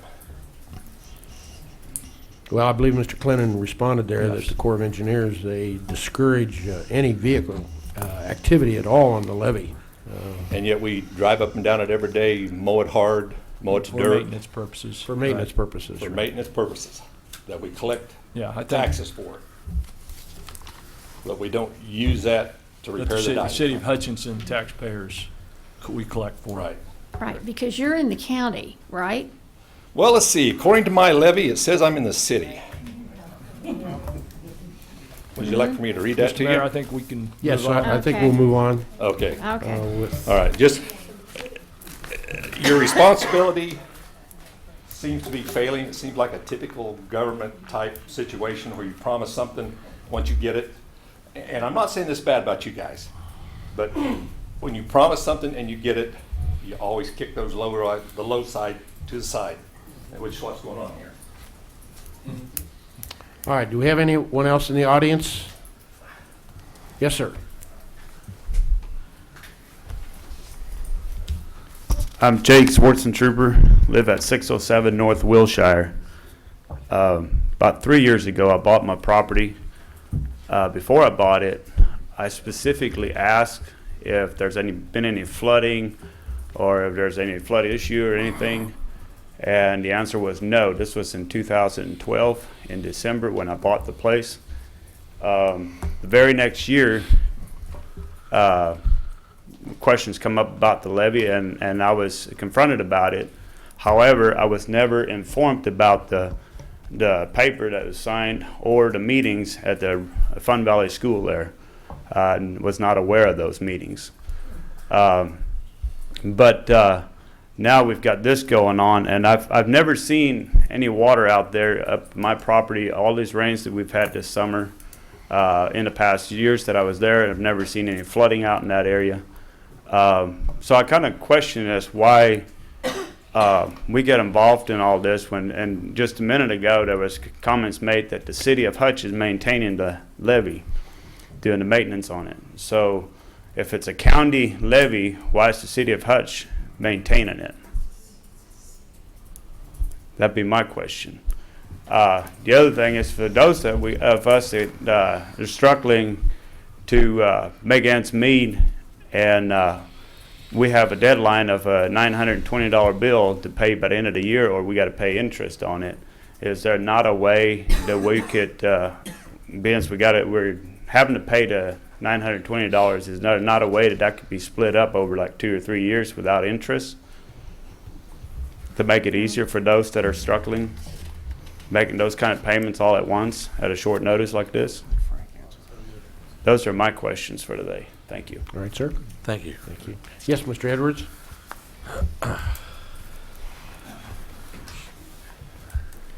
Just want to clarify for those who may not understand, the $920 is going to be spread over 10 years, and the interest rate is probably going to be somewhere around 2%.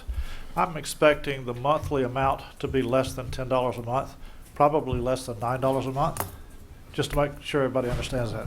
Okay. The $9 principal or interest? Combined. Combined. Principal and interest. Yes. Okay, thank you. Thank you, Mr. Edwards. All right, anyone else in the audience? Yes, sir. Hi, I'm Arthur Childs. I live at 2802 St. Elmo Drive. I was a little upset about the $925 amount, but then I remember going to the meetings, and the amount specified there was roughly $120 a year.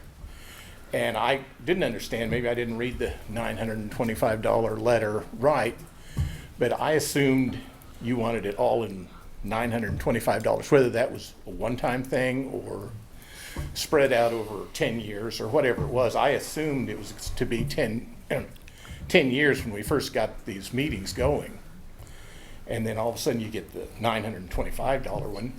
Which one is the accurate amount then? There's It's an either or. option there. You It's you have the or. option of paying a lump sum up front And be at done no with it. interest, or spread it out over 10 Over years. 10 years. Okay. So that's your Was choice. that in the letter? I didn't see it in the letter. Maybe I don't have the letter. Sure what the- I don't recall seeing it. Yeah. It wasn't our assessment. It wasn't? It wasn't in there. It was just a stated bill to be paid by the end of the month. Okay, that was what I assumed. So you do have that option. You have that And option If you don't if Mr. pay it, Edwards explained. it'll end up on the tax roll, so. Okay, And we've already had, we've had a handful of people that have paid it up front.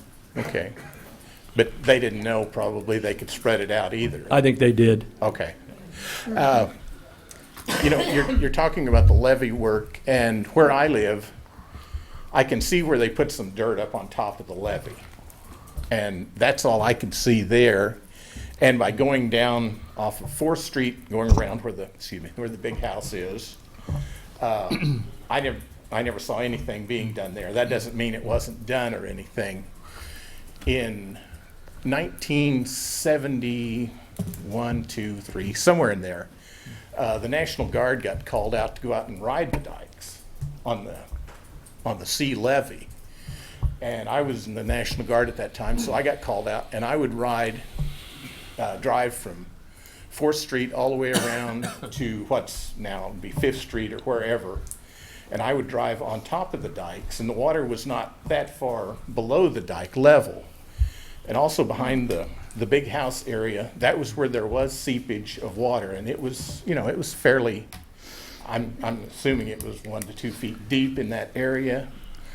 And then as you got further close to the railroad tracks coming around to Old 5th Street, or Old 96, the house was, I think it was Lawson's at that time, I don't know if it still is, they had a propane tank, and I remember the propane tank floating in the water, and all of where the archery range is, the Salt City Archery Range, everything there was underwater and floating. I mean, it does its purpose, the dike does its purpose, but does it benefit us more than it benefits the city of Hutch? I don't know, but I've seen how high the water has gotten up, and I've lived out there 41 years, and we've never been flooded out or anything.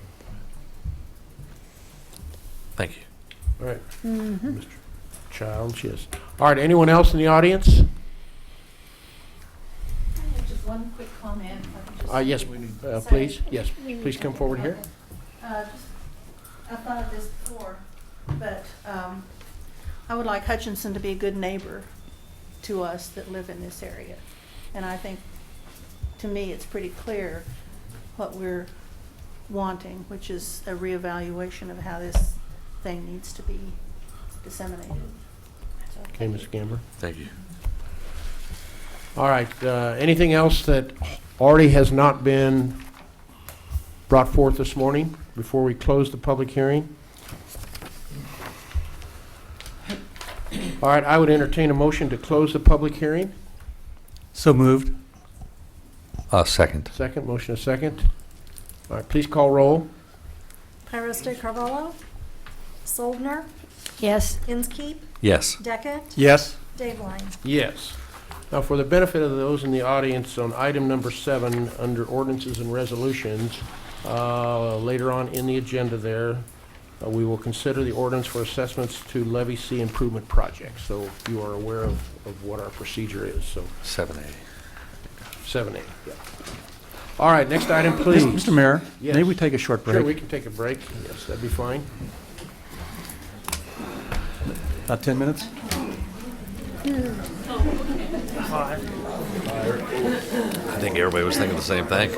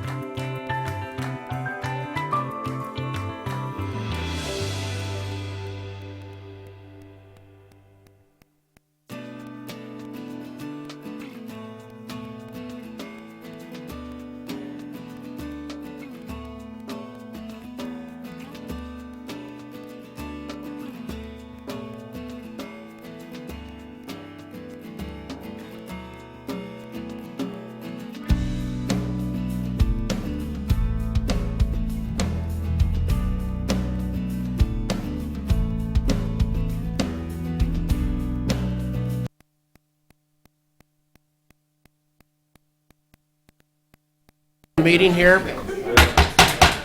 And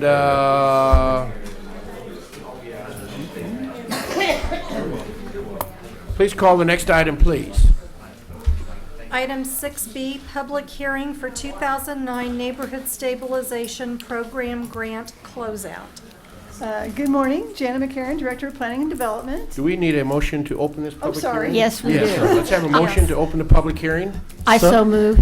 Second. Second, please call roll. Pyrus de Carvalho, Soldner, Yes. Inskeep. Yes. Deckent. Yes. Dave Line. Yes.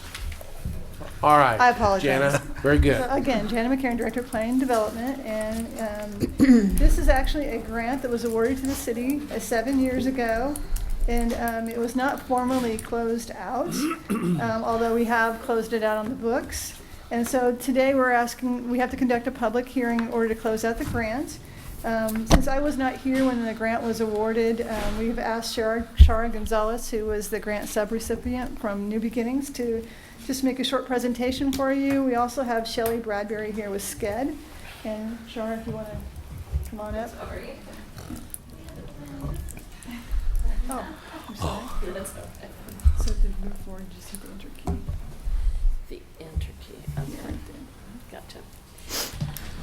Well, first, thank you for having us here. Thank you for providing us the opportunity to utilize this grant on behalf of the city and the county to create what we called anchor homes. The first part of this money we used was anchor homes. We bought four foreclosed upon homes, and we rehabbed them using the labor of people who were in our programs that were homeless at the time, giving them an opportunity to develop skills towards a future job, which most of them did receive, and a home. So in doing this part of the program, we had very specific criteria for choosing houses. One, they had to be in a neighborhood that was identifiable as a neighborhood. Two, they were stable, but in that particular home was either bringing down the valuation in the neighborhood, or that was a neighborhood what was actually coming up in value, and this would help bring up the neighborhood it was in. And it allowed us to put a little bit more money into it than we might have otherwise done to make it energy efficient. Because once they were rehabbed, they were in our minds to last 20 years. So what did we do with that? So that they would remain affordable, viable in their neighborhood, we basically changed out all of the HVAC systems, the roof, siding, plumbing, electrical when needed. I'm not saying we did this if it wasn't needed. We put in appliances, we repaired foundations, sidewalks, outbuildings when needed. We worked on conserving energy. We actually created a team who could go into a home and know how to, what they call caulk and seal home, so that that house would be energy efficient. We put foam in some of the rafters in some of the buildings to bring down, or some of the houses, to bring down the energy costs going forward to the people living in them. That was one of our concerns, so that this could be for affordable housing. People at 50% of area median income. And that they would then, we kept them as rentals. Sometimes in the program throughout the state, they were sold, and the money was used to do other homes. We kept them as rentals, and so that families could not spend any more than 30% of their income on housing, because that's what the federal government says is cost of living guidelines. So that basically is what we did with the anchor homes. But besides that, the reason why we called them anchor, we also provided training in peer-to-peer counseling and resource acquisition. How do you find when you or your neighbors need help in a community? How do you find that? And so with that training, it was actually even part of the lease. They became an anchor in the neighborhood for the ability for people to find, I've got a problem, here's the resource, or just to talk it out. We let the schools that they were in those neighborhoods know that their counselors could contact our folks that were leasing these homes. So the 4 houses that we did, I'm supposed to do this briefly, sorry. This was the first one. This is 304 West 17th. We purchased. This is the before picture. We did what we said we were going to do. At what I said we did, we went through the whole thing. The garage we tore down, redid the driveway, and did a lot of concrete work in some of these. This is in a neighborhood that's fairly viable. Good teachers on both sides, good homeowners. By doing this, this is what we've done for the neighborhood, as well as the person who ended up leasing this was going to school, had come through our programs, was going to school, and became an addictions counselor. This is 301 Carpenter. Down south is a little teeny house that somebody had started to work on, but for the most part, because it had a new roof and some new siding on it. We went through doing the things I said that we did, and this is what it looks like when we completed it. The person who ended up leasing this came all the way through our programs. It was homeless to begin with, and was a disabled person who eventually went to work for us in our Noel Lodge homeless shelter. So between his disability and affordable house, he was able to maintain a pretty good life. 1026 College Lane. This is in a neighborhood, it's just off of the high school if you look at it. It's modest homes that people have invested money in over the years to make it a nice neighborhood. This particular home, see, well, this is what it looks like when we were done. I don't have pictures of. There were 2 swimming pools in the back, concrete pools, no fence around, the water in them, buildings falling down, part of the building falling down. We had to take out all of those swimming pools, put more dirt in. We redid the driveway, rebuilt the porch, and of course made it energy efficient and redid the inside. This is 829 East Sherman. Now, I was just telling Shelley, for the life of me could not find the after picture, so you get to see the before picture. And it's because I switched computers out, and it's on another computer, so I couldn't find it, and I apologize to you. This was the most difficult house. This house is on the edge of Houston, Whiteside, a historical area. On the other side, there was porches falling off. Anyway, long and the short of it is, this is a 4-bedroom home. We rebuilt the porches. We had ceilings falling out from water leaks. We fixed that. And landscape, fenced off the yard, took out a tree, replaced all the windows. But this had lead paint. It has beautiful natural woodwork and floors, hardwood floors. But because it had lead in it, so this particular house cost us $45,000 in lead abatement. But it is, and I wish you could see it, it's a really outstanding house, and it's now a viable house. It's a viable house. We built in the back porch that has nice appliances.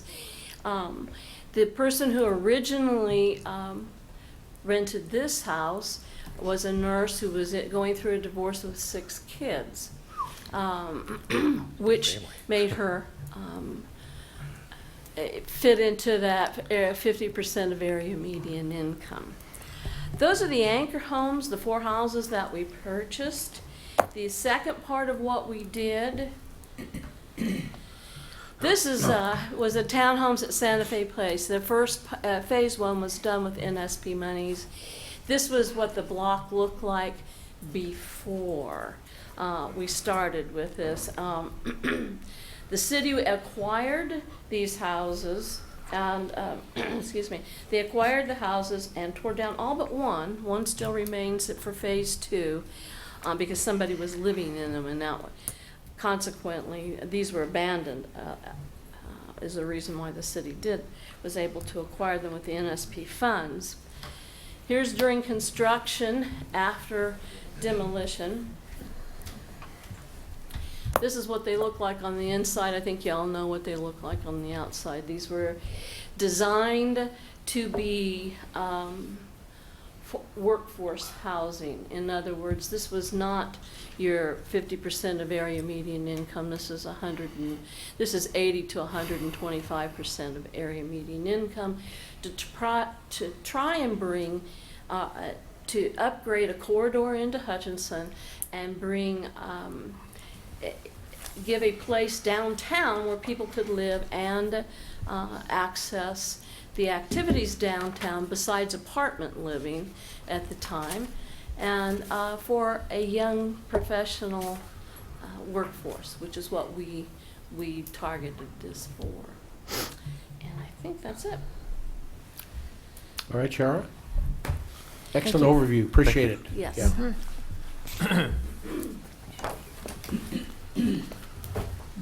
So as Shara mentioned, all the funds have been expended. We haven't had actually, I don't think, any expenditures on this account since late 2012, 2013 timeframe.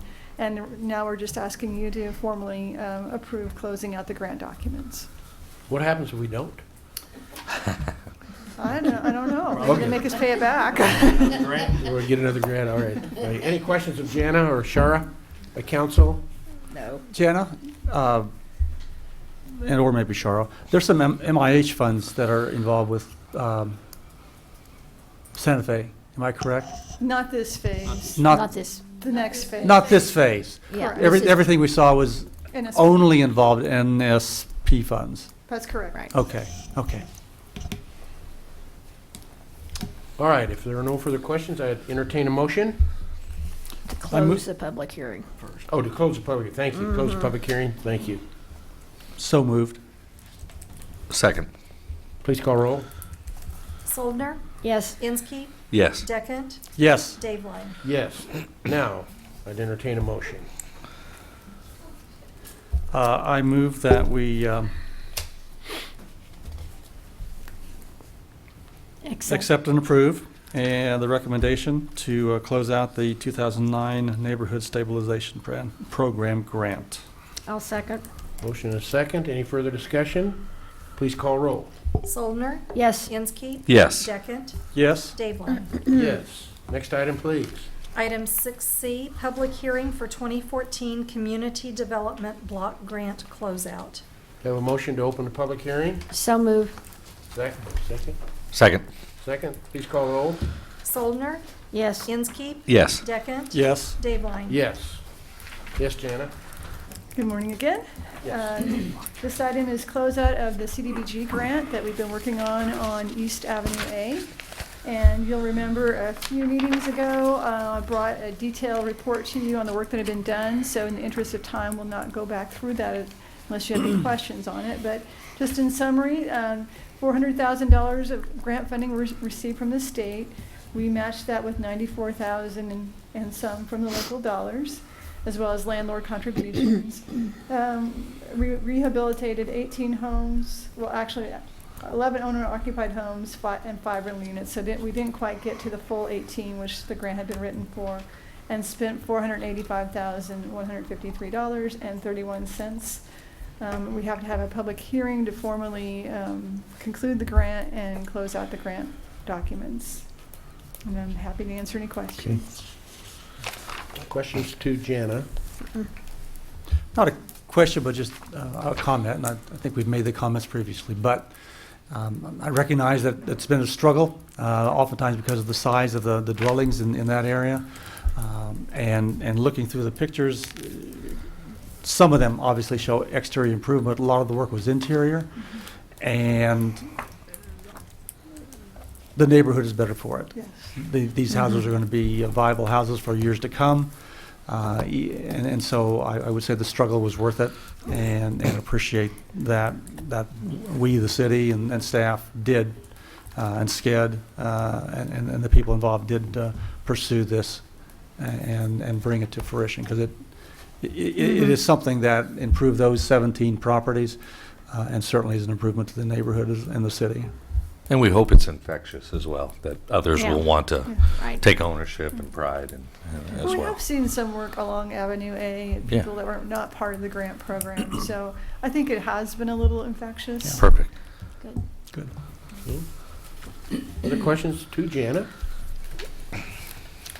Motion to close the public hearing. So moved. Second. Second, please call roll. Soldner? Yes. Inskeep? Yes. Deckent? Yes. Dave Line? Yes. All right, action on this item.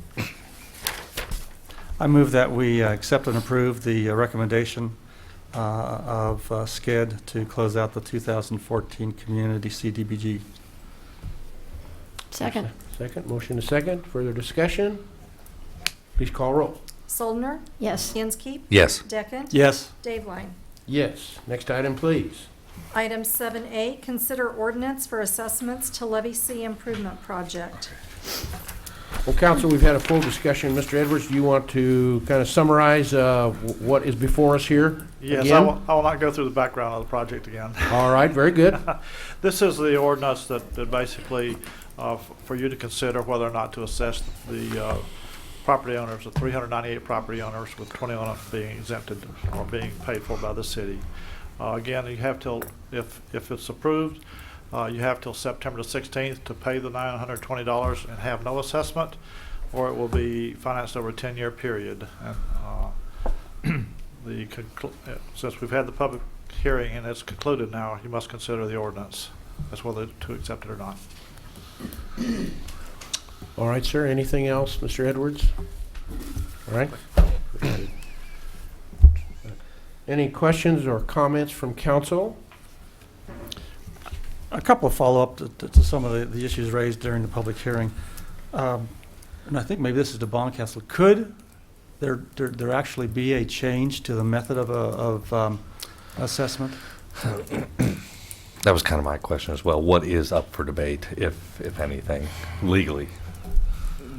The governing body could decide to change the method of assessment, but the difficulty that presents is that everybody who signed the petition originally, I would think, relied on the original method of assessment. And there are potential problems with other methods of assessment if you assess by area, if you assess by value. And I understand the difficulties that people have raised this morning, and I feel for the individuals that expressed the hardship that this imposes on them in one fashion or another. So you do have that option. If you choose to take it, you could revisit that.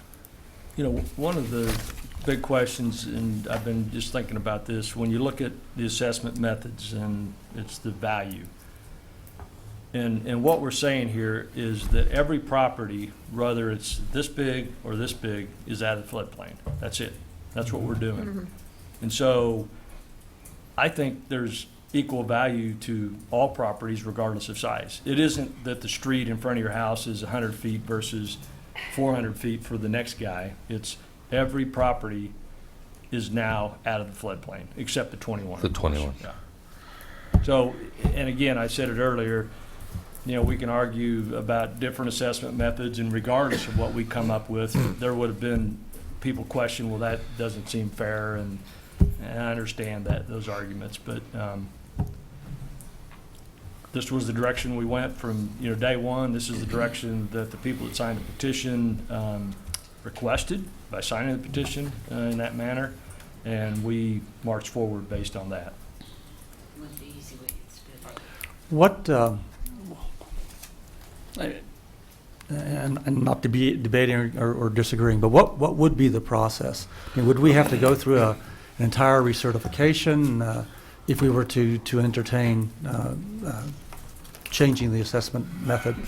I think you can do it unilaterally right here by changing the assessment ordinance, and I think that's how you would do that. And I'd defer to your city attorney on to what the process would be for sort of making a motion to amend the ordinance or something like that, what the process is there. But essentially, the statutes allow.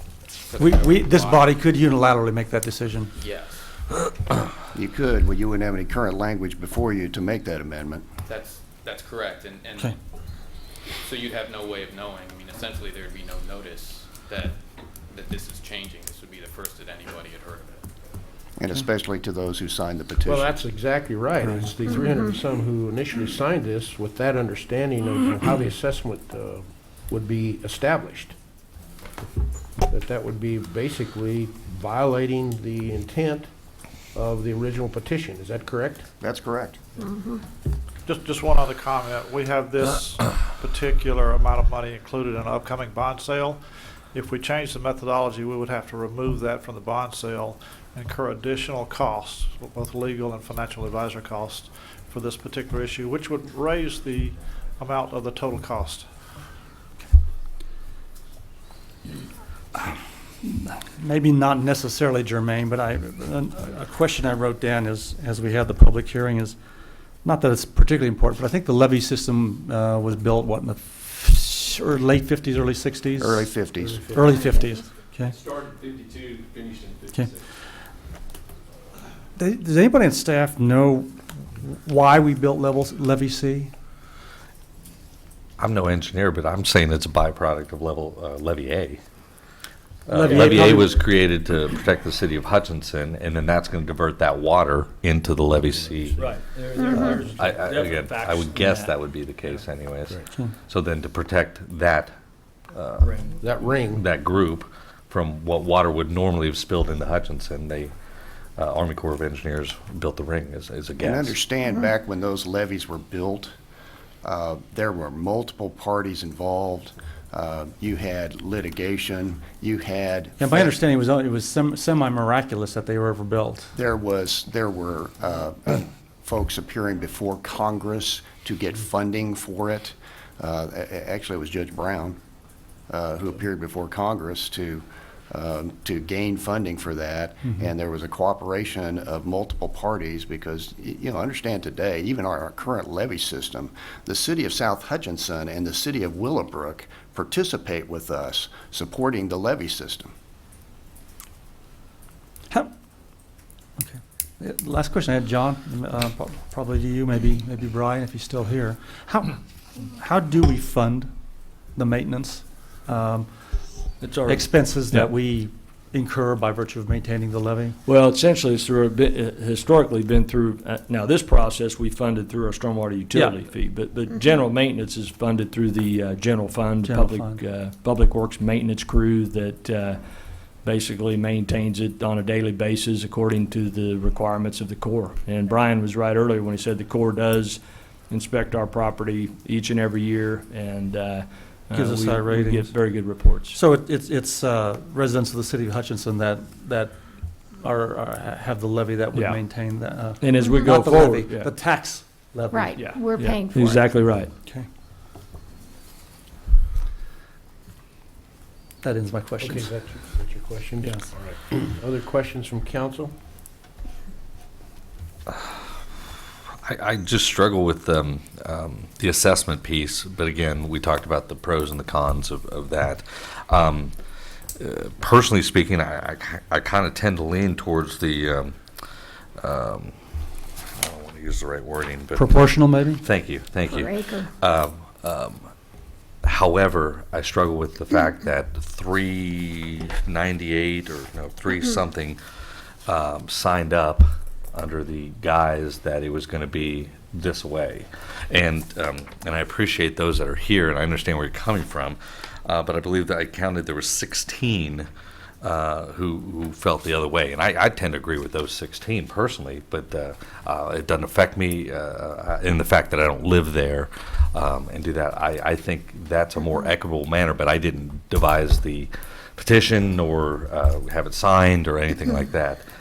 That's the piece I keep going back to, and I tend to lean towards the fact that more people signed the petition saying this is the way we feel we want it done.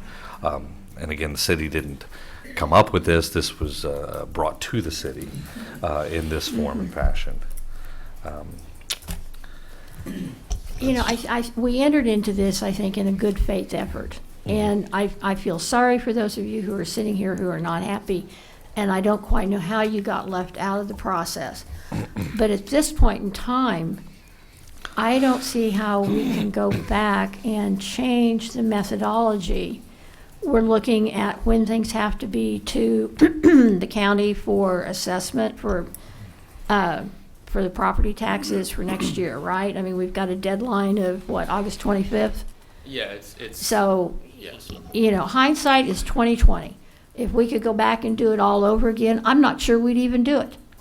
And those of you who are now protected would not be. And, you know, it's too bad. We can't change it at this point in time, I don't feel. Yes, ma'am. Please come forward. I guess I keep going back to the petition itself, because had it been worded in a different way, the person could have signed up and indicated preference. Do me by per acre, do me by per valuation, or do me per parcel. And then we'd have known what those 350 who signed it wanted. You can hear from this morning, lots of people didn't even see it. There's confusion on how come they're billed $900, and so they really didn't have a say in how they were going to be billed. They just said, we'll go along with what the city shows us. And I that's think what- they did have a say. There were 300 and how many Yeah. that saw it and signed it? Well, I know they signed it, but they didn't have a say in how's this going to be evaluated. Well, they could have chosen not to sign the petition based on that. Do people, I mean, I think the city's asking Well- a lot of people to look at a petition and. No, I think it's, understand everything. The I think city you'd be didn't have informed. anything to do with asking people to look at the petition. Somebody, the neighborhood did. It was the residents that It was presented initiated by that the petition. residents, right. With the city's assistance. We helped, and I'm proud of the fact that we did. Yes. So I'm asking the city's assistance now with finding a better solution. Well- Letting us rescind if we can get the votes, and I will get to every person that lives in that area, so there won't be any exemptions, and there'll be 398 yes or no's. Well, I suspect, and Ms. Gamber, we all appreciate your interest in your pursuing some of this background, and I think the council has strong empathy toward this breakdown of communication, and there has been certainly a lack of communication impacting 300 and some residents out there in terms of what was presented back then with the petition itself. And that's the commitment that the residents signed back then, and I think it's the responsibility of the city. I go back to the premise of one simple measurement here. Each parcel has an equal value. And I think that's should be the premise of how this was ultimately arrived at, was the equal value of each parcel. And that's the consideration that the council is making today. Have great empathy for this breakdown of communication. We are better off because of a city. Without it, I think we all acknowledge that. But the assessment of the parcel seems to be the most fair and equitable process, contrary to some of your thoughts. We understand that. May I ask a question? Please come forward.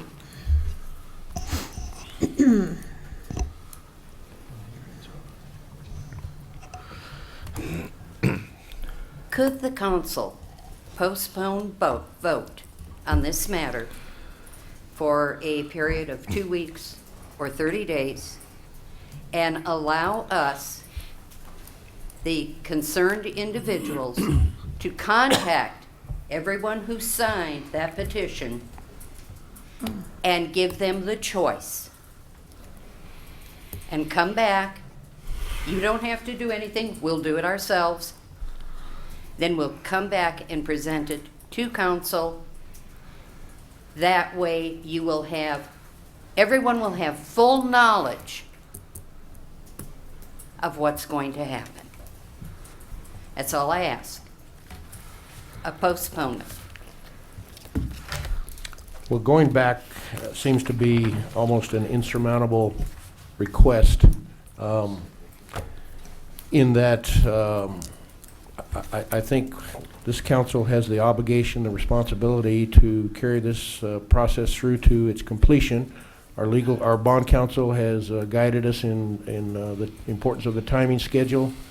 And we could revisit this thing and end up no further than we are today. So I think it ultimately rests on this council in terms of taking formal action on the motion before us this morning, whatever that motion may be. Mr. Mayor, point of order, and somebody can correct me if I'm wrong, but I think we're not in a public discussion phase. And that's correct. Right. I guess I'd suggest we continue. keep our discussion among council rather than public. Yes. You're certainly your choice if you wish to go beyond that. Well, we have a difficult decision, and I think no matter what our decision is, it will please some and displease others, and there's certainly ramifications no matter which way we go. I'd like to call the question. All right, do I hear a motion?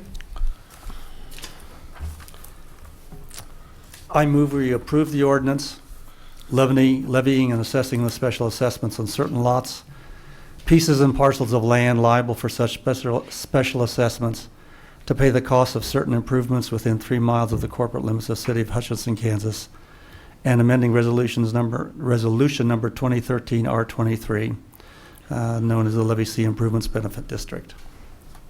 I'll second. All right, motion and a second. Any further discussion? Please call roll. Soldner? Yes. Inskeep? Yes. Deckent? Yes. Daveline? Yes. Next item, please.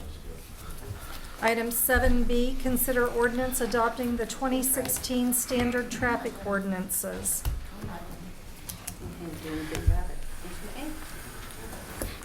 Paul Brown, City Attorney.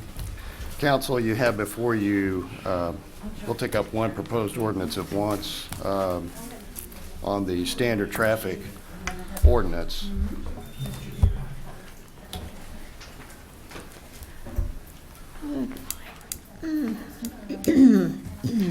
On the standard traffic ordinances, which we do each and every year, you've seen me hold up the little booklets and the changes that come. You may remember the picture of the auto cycle we had last year.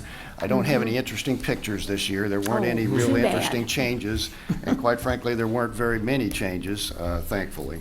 But for the traffic ordinance, there were only two real changes. The Kansas Supreme Court declared unconstitutional refusing to submit to a test to determine the presence of alcohol or drugs. And so one of the changes that affected most of the amendments to this booklet appeared in 4 different provisions, removing that and removing the language that referred to that. The other major change was the definition of compression release engine braking system was changed from the definition section to section 175.1.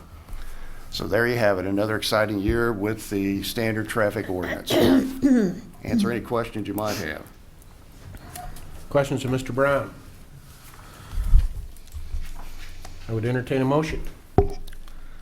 I will move to approve the ordinance regulating traffic within the corporate limits of the city of Hutchinson, Kansas, incorporating by reference the standard traffic ordinance for Kansas City's edition 2016, with certain omission and changes and providing certain penalties. Second. All right, motion is second. Any further discussion? Please call roll. Soldner? Yes. Inskeep? Yes. Deckent? Yes. Daveline? Yes. Next item. Item 7C, consider ordinance adopting the 2016 Uniform Public Offense Code. And a similar situation here with the Uniform Public Offense Code. Very few changes, some definitional changes on smoking, a juvenile correction facility officer or employee, battery against a law enforcement officer has been amended to include attorneys, city attorney, assistant city attorney, city prosecutor, and assistant city prosecutor, so they can't beat us up. Breach of privacy was changed to provide exceptions for providers of interactive computer service, radio common carriers, and local exchange carriers or telecom carriers. And then there are a couple other provisions regarding the threshold for theft up to $1,500 for a felony, for a rather minor minor change in operation of a motorboat or sailboat, Yeah, I wondered about that one. and situations involving consumption of alcohol or cereal malt beverage by minors. They can be, under limited circumstances, immune from prosecution when seeking medical assistance on behalf of someone else. And those are the big changes for the Uniform Public Offense Code. Well, I think we ought to accept everything except for the part having to do with city attorneys. I was going to suggest we add council members to that. Right, We may right. not be that popular Today we ourselves. may need it. That's a different offense. Is it in fact? It's a All right. permitted offense. All right, let's move on here. Any further discussion? If not, I'd entertain a motion. I move we approve the ordinance regulating public offenses as presented by staff. All right, motion is second. Please call roll. I didn't hear a Second. second. Here we go. Okay. Now I do. Soldner? Yes. Inskeep? Yes. Deckent? Yes. Dave Line? Yes, next item. Item 8A, consider agreement with University of Kansas for infill study. Good morning again, Janet McCarron, Director of Planning and Development. Your timing is impeccable. Yeah, it sure is. Yeah, thanks a lot. And this is an exciting project to bring to you all. I think I mentioned at last city council meeting. We had been going one direction, and then we had this wonderful, I think, gift dropped in our lap. So what you have before you is an agreement with KU to conduct an endowed housing and smart city studio, which is basically an infill study. It's just a fancy academic way to say that. So just a little bit of background. Infill development is a priority, has been a priority for the city. Several years ago, City Council implemented a residential infill construction incentive program. That program has had a few people use it, but it's not really been widely utilized. And part of the issue, and I think Shara alluded to it a little bit earlier, and I'm sure you're familiar with it, is that the cost to develop a new home is more than what the surrounding neighborhood would support. And so you'll hear the word gap. We have gap concerns. Part of the reason the land bank was formed was to help with some of the vacant properties we have around town. They've had some successes reutilizing properties, but still in all, our vacant properties, the demolitions are outweighing the reuses of the properties. So the land bank had actually succeeded in acquiring 5 lots that are adjacent to one another on Avenue C.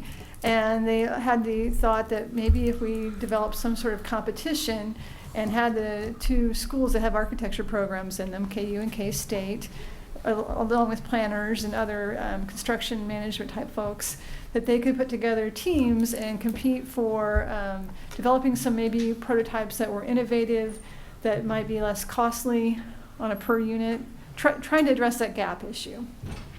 So we had approached the universities and we were talking with professors, seeing if we could get that competition incorporated in their curriculum, when KU just called us and said, hey, we have an idea. We'd like to do, if you will give us a grant, and it was less than we were going to pay for the infill study or the design competition. If you give us a grant, we will do an infill study. We'll look at all your vacant lots. We'll design a schematic financial pro forma, which basically talks about, does the financials for infill. And we'll also design prototypes for those vacant lots on Avenue C as well as other vacant lots. The study would be done by graduate student studio. So these are 5th year students who are working on a master's degree. So we wouldn't be getting, nothing wrong with freshmen, but we wouldn't have freshmen. And just so that you know, a team from this college, KU's College of Architecture, were finalists in the National HUD Affordable Housing Competition last year. So they have a pretty good reputation. What they're proposing, or what we're proposing in order to fund it, and these are funds that have already been basically committed, $2,000 would be from the housing incentives for 2016 and $4,000 from the land bank operating budget. And right now I'm just here to kind of promote the study and ask you to authorize the mayor to sign an agreement. It would be basically an endowment that we would give KU If this is successful and we're happy with the results, it could open the door for other future types of partnerships with both KU and K-State.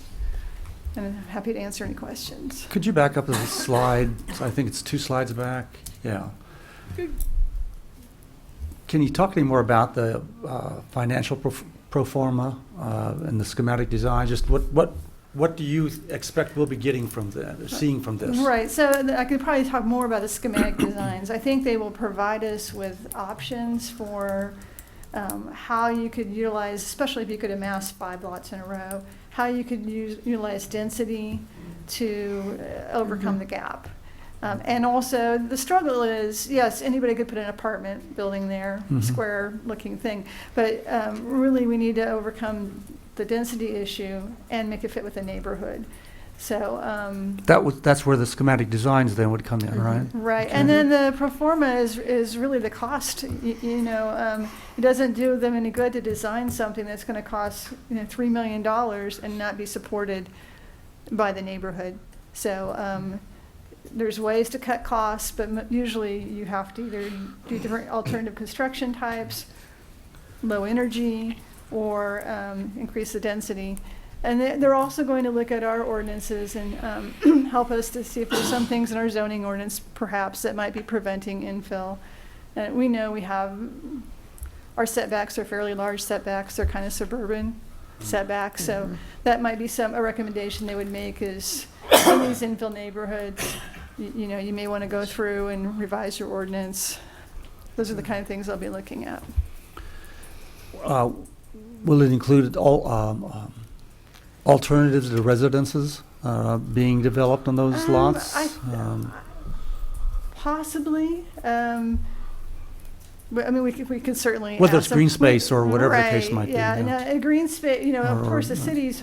I mean, I maybe I'm not speaking out of turn, but I'm thinking that we probably want to reuse these properties and improve our tax base. So while we could make a bunch of parks, I don't know that in places where parks would be needed, that would be a good use. Yeah. But if it's not an area where a park would be needed, I think the hope is, at least on staff's part, that we come up with some kind of housing and possibly commercial, if the neighborhood would support it. Most of the vacant lots are zoned residential because there was a house there that was torn down, or either by the city or by the resident themselves. And I know these lots had houses on them. Well, I've got high expectations. I'm in terms of having some concentrated thought. And it's not to say that there hasn't been already, but I mean on what might work to infill. I know that we have tried and we are continuing to try doing some things, but I'm really hopeful that there can be some targeting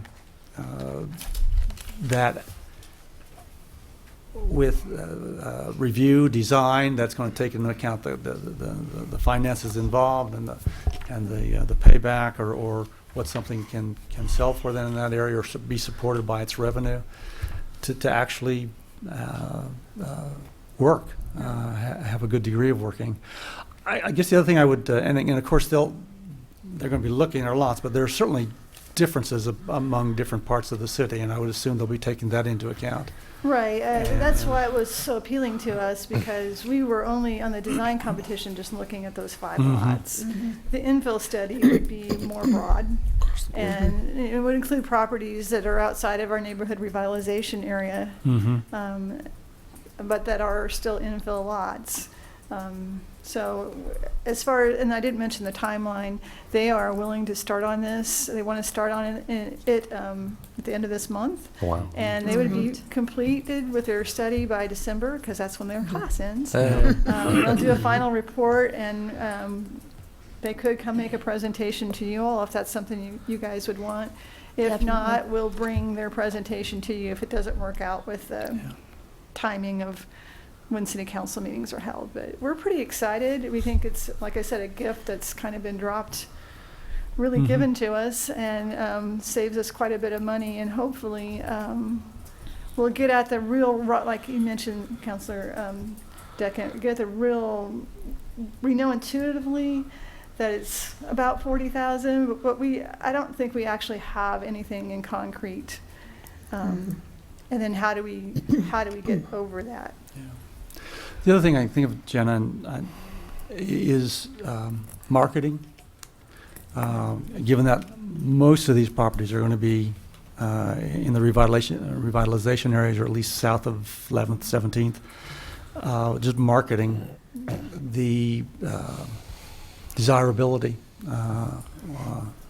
for folks to relocate or locate in those areas, which is part of it as well.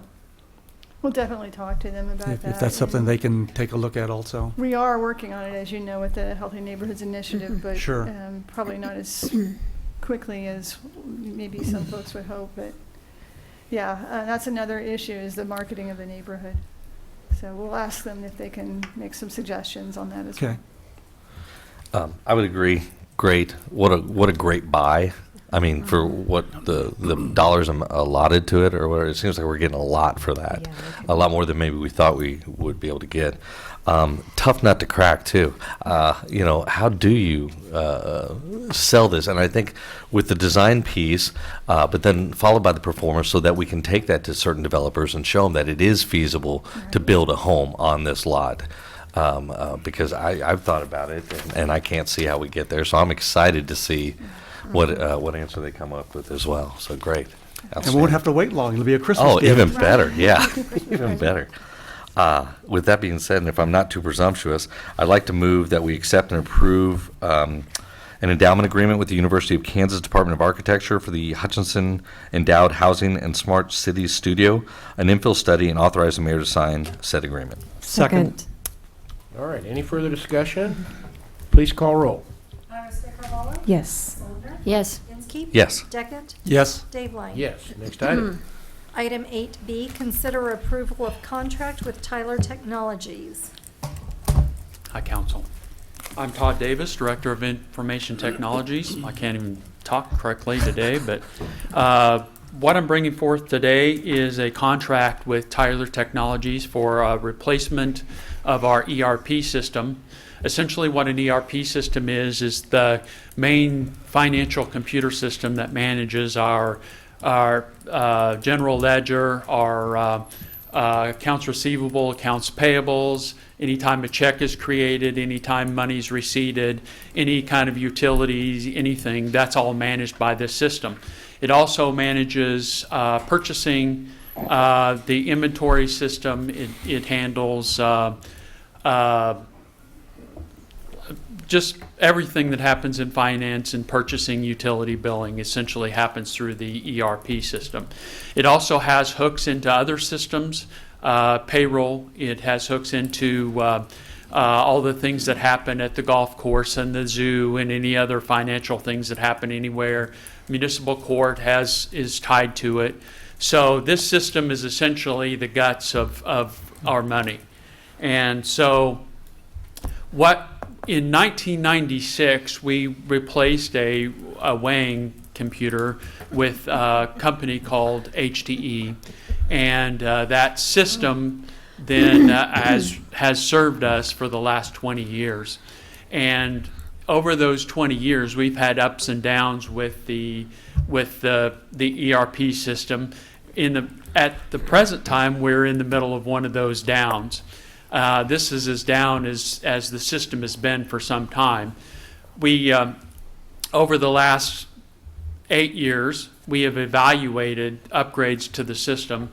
SunGuard, who is the current name of this software, has not done a very good job of keeping the system current with best practices or good business practices, good methodologies, and we're running essentially what's called a mid-range system or an I-series. The I-series is a system which has to be replaced every 6 years. And so 4 years ago, we went through a process of evaluation trying to determine if, in fact, we wanted to do a rip and replace like we're looking at now. At that time, we decided that we did. However, we had turnover in the finance staff And with that turmoil, we decided to continue. We purchased a new I-Series, and now we continue to evaluate that. Over the years, we have put money in the bank to, because we know that at some point, we've got to solve this problem. And we're at that point now where with the 2017 budget, we will be budgeting enough money to complete the process.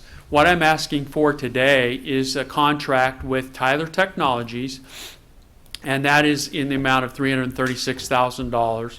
And what that will do is essentially get us started on the path to our replacement project.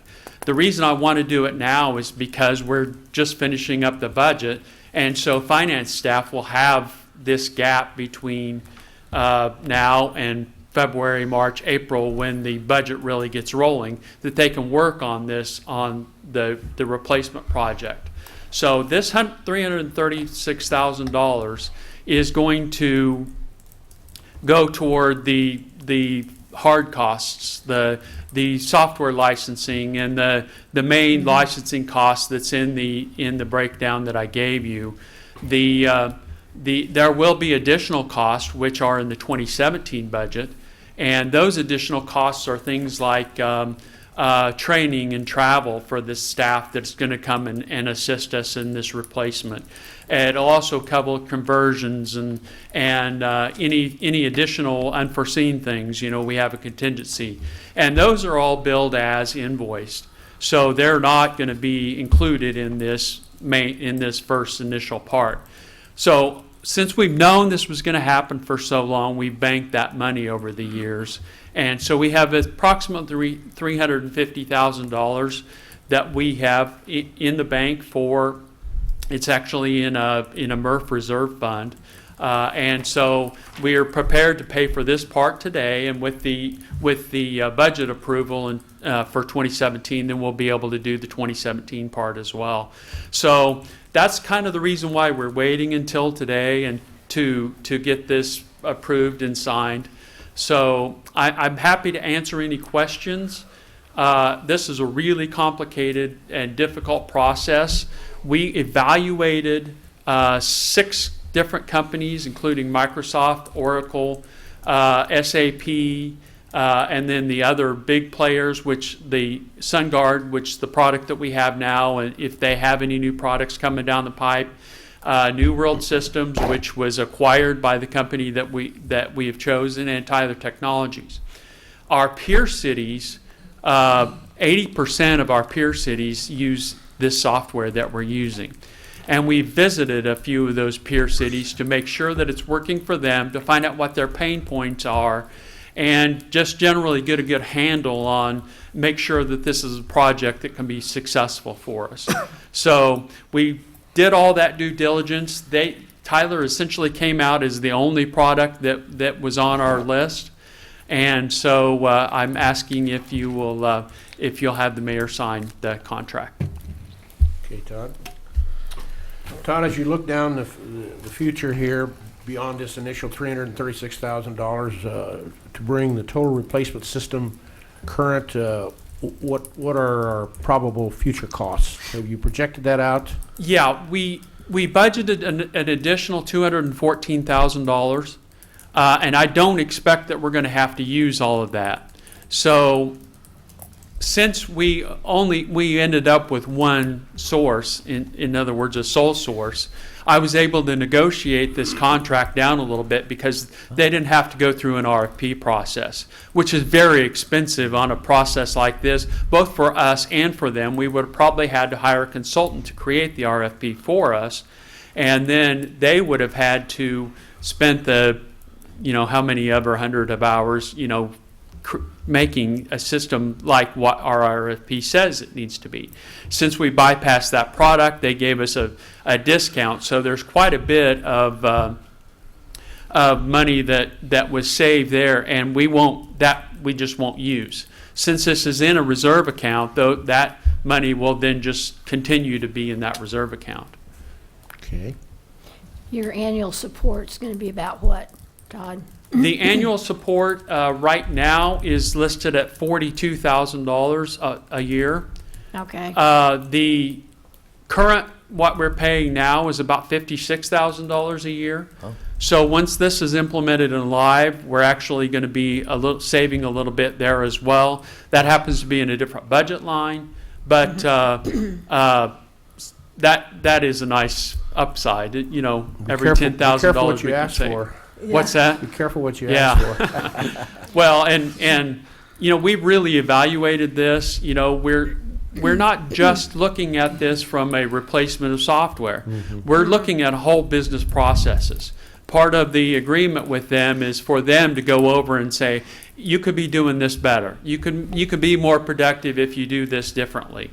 If you got this piece of hardware, that's going to make you wait on people faster at the counter. Those kinds of things. So we're evaluating all the processes in both finance, utilities. We're also creating a simpler system for the rest of staff to like enter invoices and deal with purchase cards. One of our huge pain points right now is that all of our Visa transactions say that they're Visa instead of saying that they're, you know, that they're from Walmart and you know, buying nuts and bolts or whatever. So that we really are going to be able to solve a problem with as well. So every transaction is essentially going to be a transaction for what it is instead of just this Visa account. So this current system can't do that. Another upside is that we're going to completely rework the way we do budgeting. Right now, everybody gets a spreadsheet, and we wade through all these spreadsheets, and finance spends half a year putting all the spreadsheets into one big spreadsheet, and so we'll actually be getting a budgeting tool that will allow us to go in and enter the data in the right places, and it'll just appear for them, and there won't be any of that human error or the, you know, if I add a line, it goofs up their whole spreadsheet, that kind of stuff that is really difficult to deal with for the finance department. So, and a dozen other things that I could wade through, but you guys are tired. You might be a little so. excited about this, Tom. Right. On the, I guess the utility payment side, will that change the interface, the online interface, where it will customers have to create another account? And I'm sure you have a plan for how to facilitate that.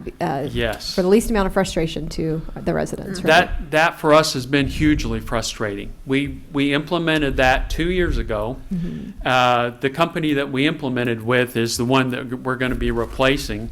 1 year ago, they completely rewrote their interface. And so they made all of our customers do that again, go back through that process. Okay. So as soon as we implement, we're going to have to go through that again.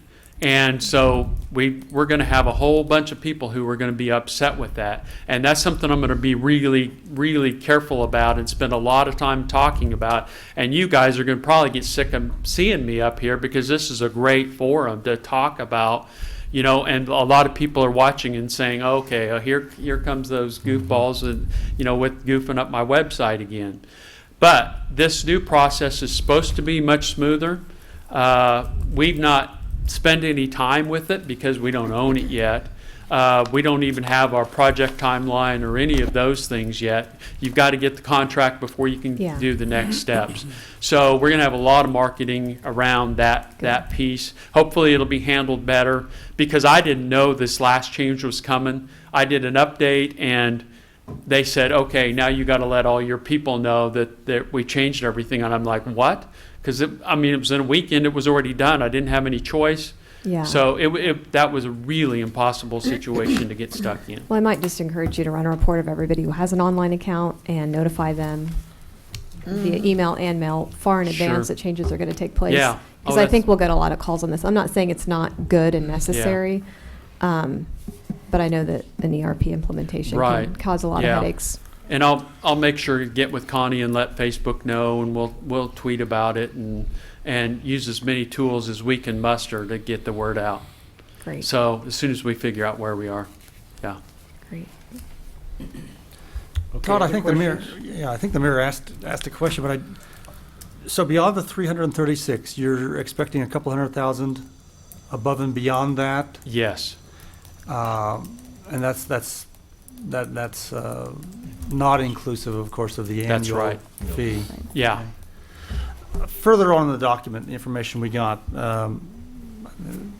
there was something from Tyler, talked about a bid of 382 plus their $43,000 for travel and those kind of things that you talked about already.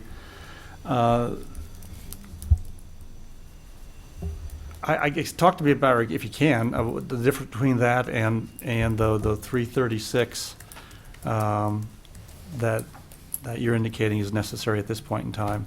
So it happens to be on page 3 of 10 of their proposal stuff. Yeah, my computer just shut Page off. 155 of our packet, if that means anything to you. Probably not. Yeah. I don't have the packet with me, but I've got that quote up. You got it? So it's on page 3 of 10. 3 of 10 of the contract Okay. pricing document. The summary total. Yes, the 382. Let's see. Includes the part, but not all of those services that I talked about in the 2017. So since those things are all going to be happening in the future, and they're all as invoiced, those we didn't have firm numbers on. The only thing we have firm numbers on is that 336, which is on page 2. So the additional 42,000, or excuse me, 43,000 that they've got in there, as well as those are services. So those are just as billed, and so those services don't include the travel expenses, and the travel expenses they estimate here at 43,800, and the amount that I asked in the budget was 214,000. So the 336 minus, or actually it was 350 is the part that I had in the bank. My original bid was done in February, and so we've modified that bid quite a bit and taken several of those pieces out of that system. And so the 214,000 is what I put in the budget back in February. So that we aren't going to have to use that whole amount. But that is there, and it's toward this particular budget. But once if we don't use all that, then we still have the money. So I don't know how much that's going to be. It depends on how much the conversion costs. It depends on how much training costs. It depends on how much our consultant fees are for our business practices. It depends on if we have to use any contingency. One time when we were in a project like this, we found out that we had to have a tool that wasn't included because we didn't know the way the system worked. And so we've got money in there for those kind of contingencies as well. I don't want to come back to you and say this failed. You need more. It's going to fail because I need another $100,000 or whatever. What, I'm not sure what word to use, I'll use the word assurance. What assurance do we have that at least our 214, you said, will be sufficient to cover all the invoice costs? That is a 25% contingency. So Pretty I hefty. can't see that we would use more than that. Okay. We can control the costs. In other words, I've never had a sprawl before. In other words, I've never exceeded a budget before in any of my projects. And so I don't expect to do that now, but if we did, that MRF reserve does other things. In other words, that's where I buy the computers that we replace every year, and that's where printers are, and all sorts of different kinds of things is in that MRF reserve. So if I had to, I could shift a process back a year for something else. So since it is the MRF, there's flexibility there. It's not tied to any specific project or dollar. It's not like bonding. So in other words, I'm not going to come back to you and say this is going to fail if I don't do this. And the only reason that would happen is if there was a substantial change to the project, and we've flushed it out too well for that. So you've got a pretty high or reasonably high expectation that... Extremely high. Extremely high, And okay. if you check Frank has, of course, been involved in this process since he arrived, and you know, I've got a 20-year history with it. But so if you've got any questions, ask Frank. I mean, he doesn't lie like I do. So.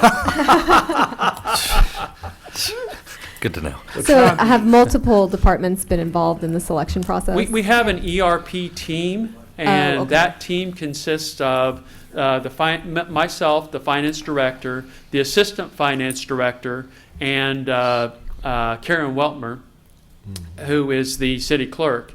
And that's the main team. And then during the process, we've also brought in the utility billing manager, the purchasing manager, and some of the utility billing staff. We've also been talking about it with department heads and gotten their input, and we'll continue to get their input on business processes, what's broken, what problems can we solve. This purchasing card thing is a big one for the departments. The way we handle invoices, the amount of paper that we store. We've talked to the auditors about this and make sure that they're on board with rip and replace like this.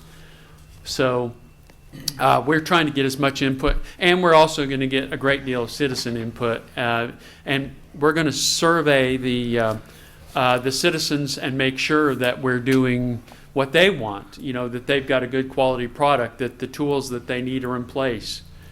So, the web, being able to pay online, or we're discussing other things like, you could call in and make a payment to an automated system while you're in your pajamas, or, that kind of thing. So, Todd, I know you've given a lot of thought to this, but have you internally within your team, have you evaluated what shifts of responsibilities, how much of this is going to consume of your time? Are you prepared for this? Is your staff prepared for this? Are you ever? Part of the reason why we didn't do this project right when we had staff turnover is because it is so difficult. It takes so much staff time, and Angela is the key to that. So during the budget cycle, she's handling the budget details. When we're out of the budget cycle, she has not free time, but she has time which she could allot to a project like this. She's really a big driver of this, and the timing of things are happening, so Angela has the time to handle the project. Now, I understand what's involved from my standpoint, and I've done projects like this. This is not my first dog pony show or rodeo or whatever the cliche is. So Frank's in on it. The utility billing manager is on board. She understands how big of a change it's going to be for her staff, because they don't even look at their screens anymore, and they can do a payment. So that's going to be a complete rework for them. You expect any additional staffing? We don't. You do not? No. As a matter of fact, we're improving our processes. We're looking at productivity from every angle. So I don't think this is going to reduce staff, but it is going to make us more efficient. And we're doing other things like getting rid of paper. Right now we've got file cabinets, 3 file cabinets in there, and we've got a whole building full of paper, which doesn't make any sense. So part of this project is going to be replacing our content management system with a system that when we get an invoice, you scan it and you're done. The paper goes in the recycle bin, and we don't store it in another building for 10 years. So, how long of a process do you anticipate this being? Lenexa did it in 6 months. That's way too quick for what we're thinking. They've said usually it takes between 12 and 18 months to do. So we're going to kind of roll it out. We're going to do the finance part first, of course with approval, and then we'll do the utilities part second. So finance sort of has to be in place before anything else can happen, because we're going to be changing the chart of accounts and making sweeping changes. There may even be departmental changes. In other words, we're having departments think about, does it make sense for you to have 3 divisions in your department, or would 2 be better? Would 10 be better? And that's all reflected through our chart of accounts. And so, we're looking at it from all these different angles. I don't see us being able to do it as quickly as Lenexa did. Plus, Lenexa didn't have utilities.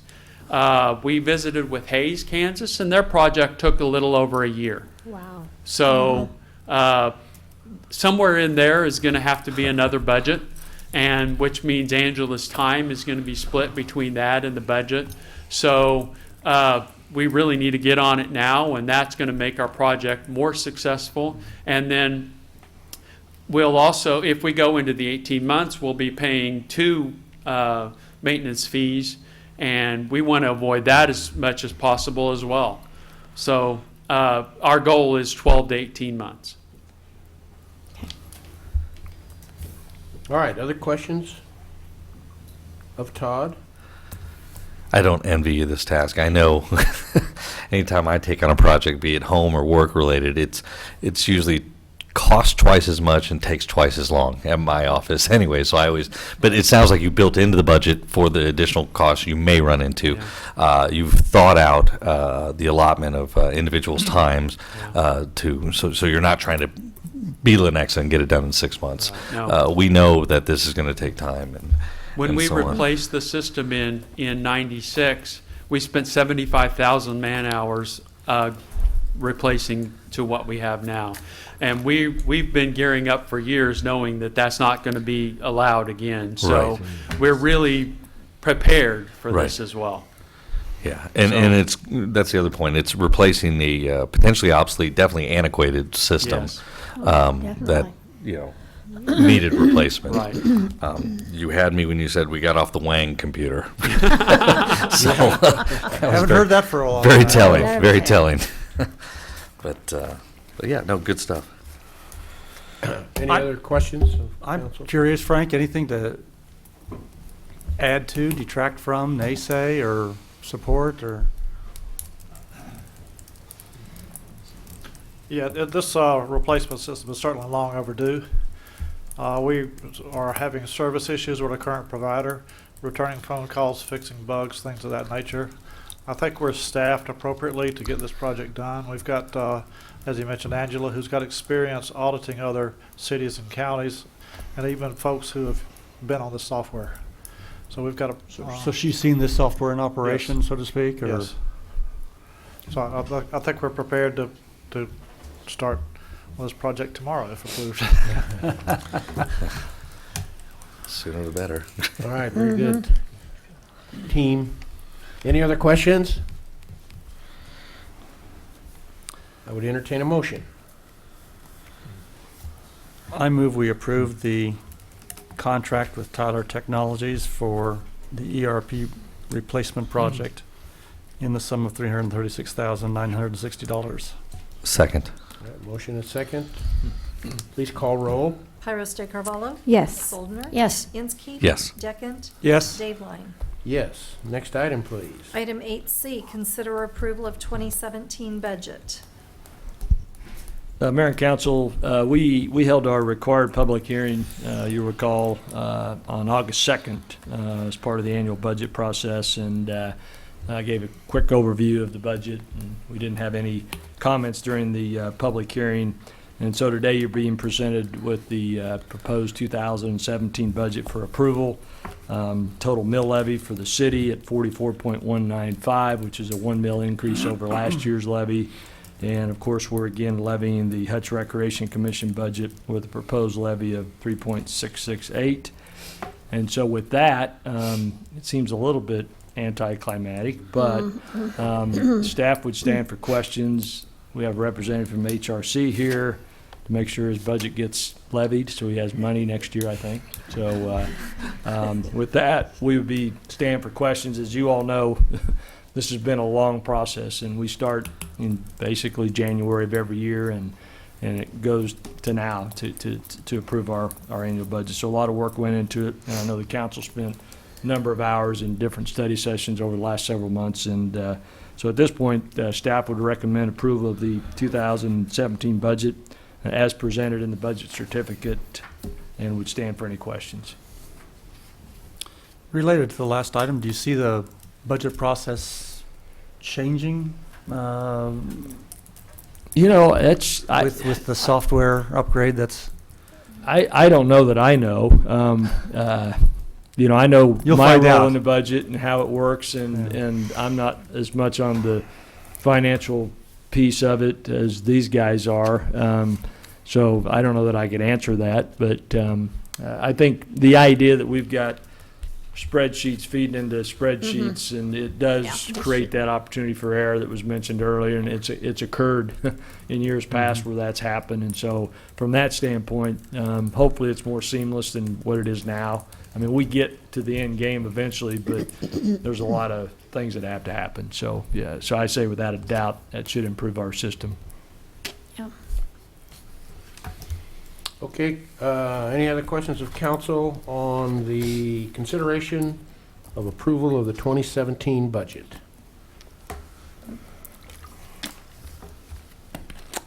Any comments from the audience? Tony got anything to say?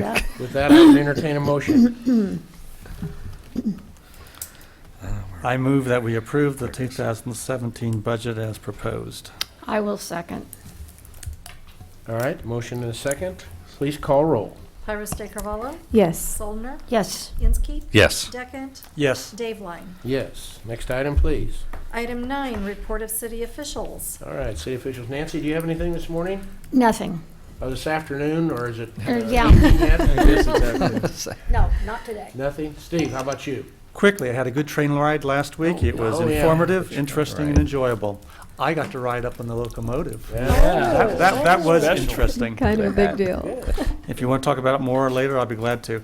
I don't know if it belongs with Janet's department only and/or Trent, but as a landlord, I received the letter in the mail. Letter is more than that, but the letter and pamphlet. I haven't had a chance to look closely at the pamphlet, but I was pleased with how the letter was worded, and I just want to say good job to those who deserve that compliment. This is I'm sorry. This is in regards to rental registration inspection program. Revision. And the revisions that we made, and the notice going out to landlords, and references. There'll be notices going to tenants as well. I'd be interested just to see what's going out to the tenants. I don't know if the letter said that landlords would be getting that or not. So anyway, good job, staff, and because I had some concerns about wording and whatnot, I think it was done well. All right, Steve, very good. Jake, anything? Just one comment also related to planning. I received some feedback from a contractor, a rather hard-to-please contractor, about how accommodating our planning department is, all the staff from the receptionist to planners all the way down. And I think it's always nice to get positive feedback from residents, especially developers, but to get a comment like that from a curmudgeon developer is really saying something. So kudos to the planning department for your accommodating attitude. CURMUD. I mean, like cranky. Cranky. We could use cranky if that's easier to Cranky, spell yeah, in the that's minutes. So that's all I have. Jade, anything? All right. Thank you. Dave, anything? Nothing. I just a good meeting. Again, not necessarily the outcome everybody expects for every item or whatever, but I think it was a good meeting, a good showing of public service and how it's supposed to work. Secondly, if we can get some sort of situation like they have down at the tag department, so Tony can see when his time slot's coming up. 30 minutes, it'll text him, so he can come on over or something. That's funny. Some of the other staff We'd have as never well. guessed or gotten close enough. Oh, probably not. No. We'd have kept updates. But otherwise, very good. Thank you. All right, thank you, Dave. Just one comment. As we all know, our schools are beginning to be in session this week, so I would remind everybody to observe our school zones and slow her down and make sure that our children are safe. So that's just a reminder. So, John Deerdoff, anything? We just approved the budget, and I know in your life that may not be a big thing, but in the life of a city manager, that's a big thing. And I want to thank not only the city council, but our staff that's worked extremely hard putting these budgets together. I know they get kind of tired at staff meeting in January. We say, okay, we're going to start talking about budget, and everybody kind of throws their arms up. But it's a big thing that we do every year. It's very important, but I appreciate everybody's support. And I think that's all I have. All right, thank you, John. We're going into an executive session, and I would entertain a motion to that effect. How long? Let's just say till 1 o'clock. We do have some lunch brought in, so. And I think the city attorney has suggested that we read, or let him read it. All right, very good. Yeah, you Mr. read Brown. Actually, you will make the motion, and we want to make sure we do that so I don't get the calls from the Attorney General. Yes. Right. So please, will a council member make that motion as it is written? Sure. I would like to move to recess into executive session pursuant to the employer-employee negotiations exception, KSA 75-4319B3, in order to discuss pending issues related to the 2017 contract negotiations with the city's bargaining units and pursuant to the confidential data relating to financial affairs or trade secrets of corporations, partnerships, trusts, and individual proprietorships, exception KSA 75-2319B4, in order to discuss economic development incentives for a business expansion, the open meeting to resume in the city council chambers at 1 p.m. I will second. Motion and second. Please call roll. Pyros de Carvalho? Yes. Soldner? Yes. Inskeep? Yes. Deckent? Yes. Dave Lang? Yes. I see you're ambitious to put a little AM after that on the agenda. Right. Yeah, that was wishful thinking.